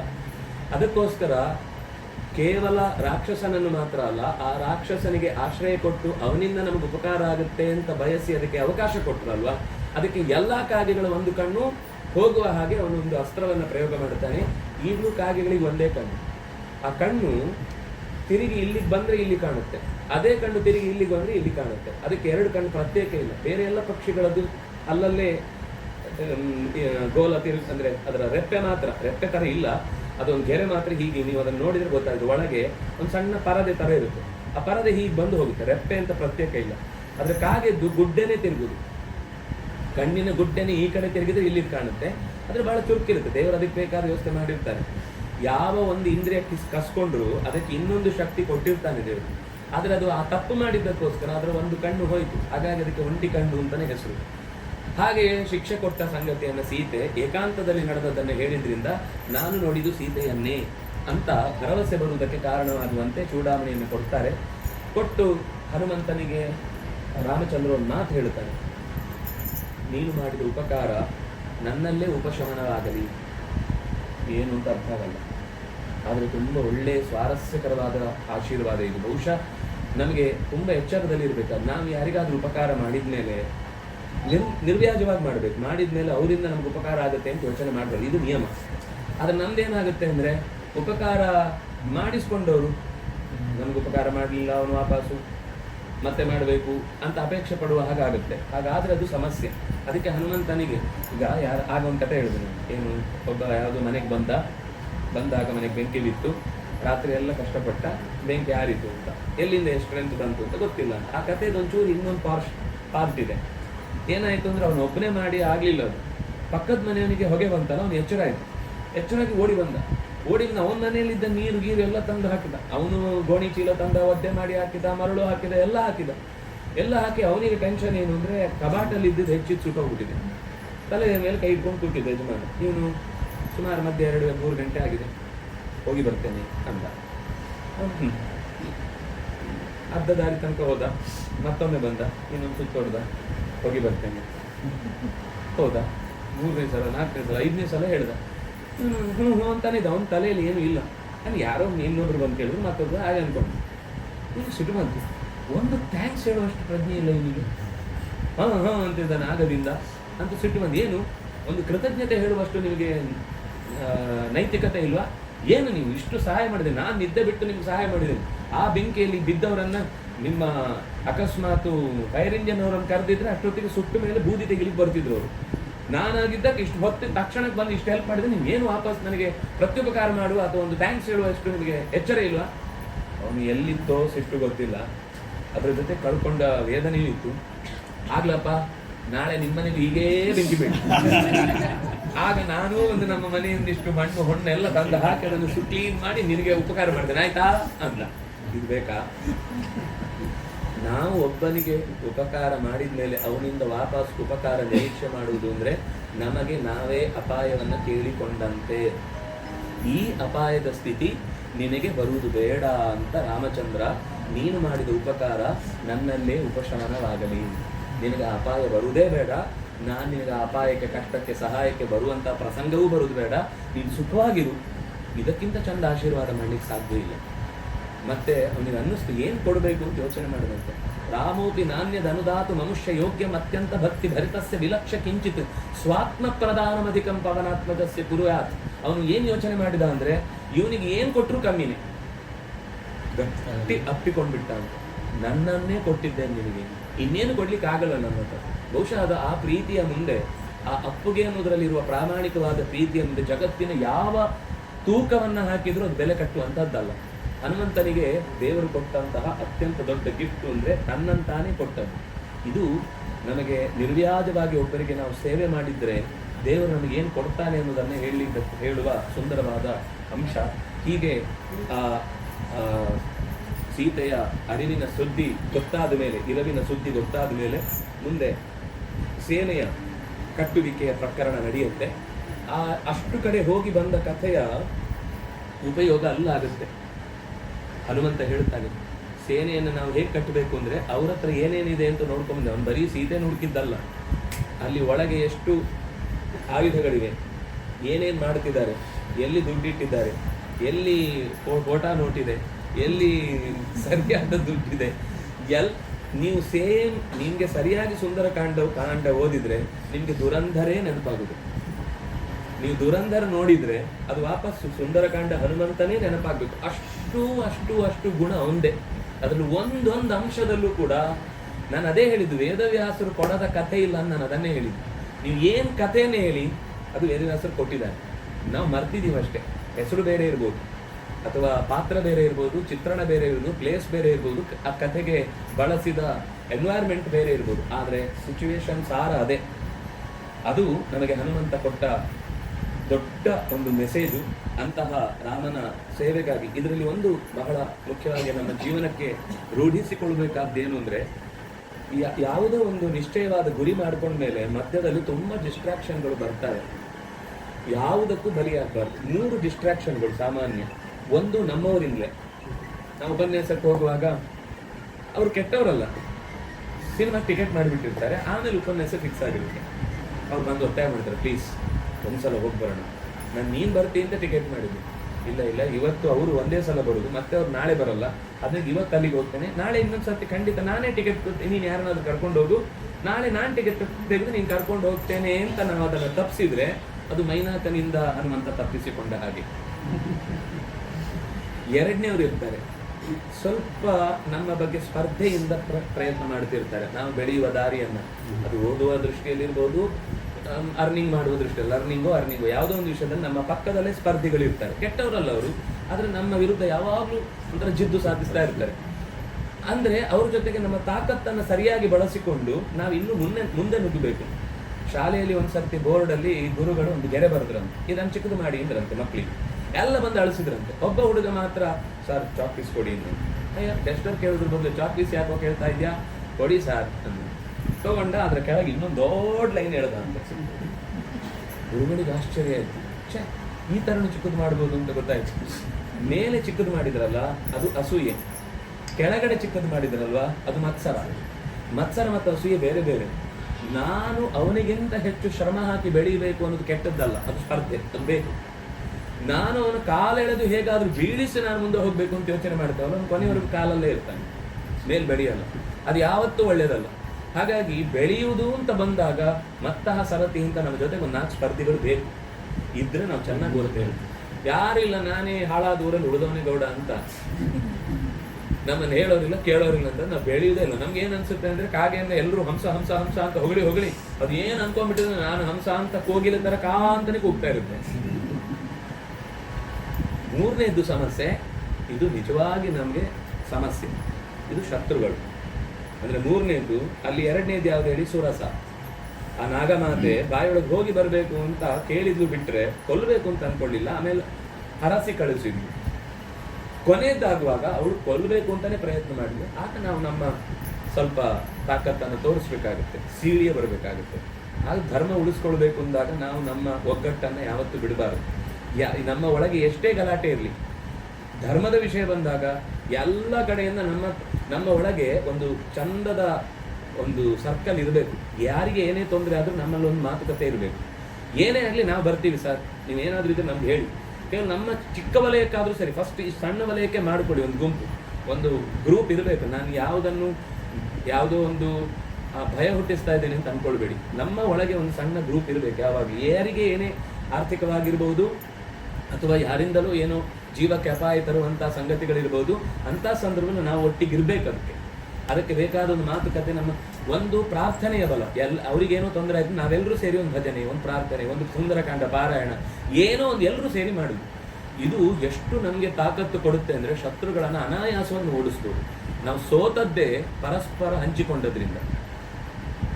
ಪಶ್ಚಿಮ ಬಂಗಾಳದಲ್ಲಿ ಇಂಥದ್ದೊಂದು ನಾಳೆ ಎಷ್ಟೋ 15-20 ವರ್ಷದಿಂದ ಬೀಗ ಹಾಕಿದ್ದ ದೇವಸ್ಥಾನಗಳು ತೆರೀತಾವೆ ಅಂತ ನೀವು ಯಾರಾದರೂ ಅಂದ್ಕೊಂಡಿದ್ರ?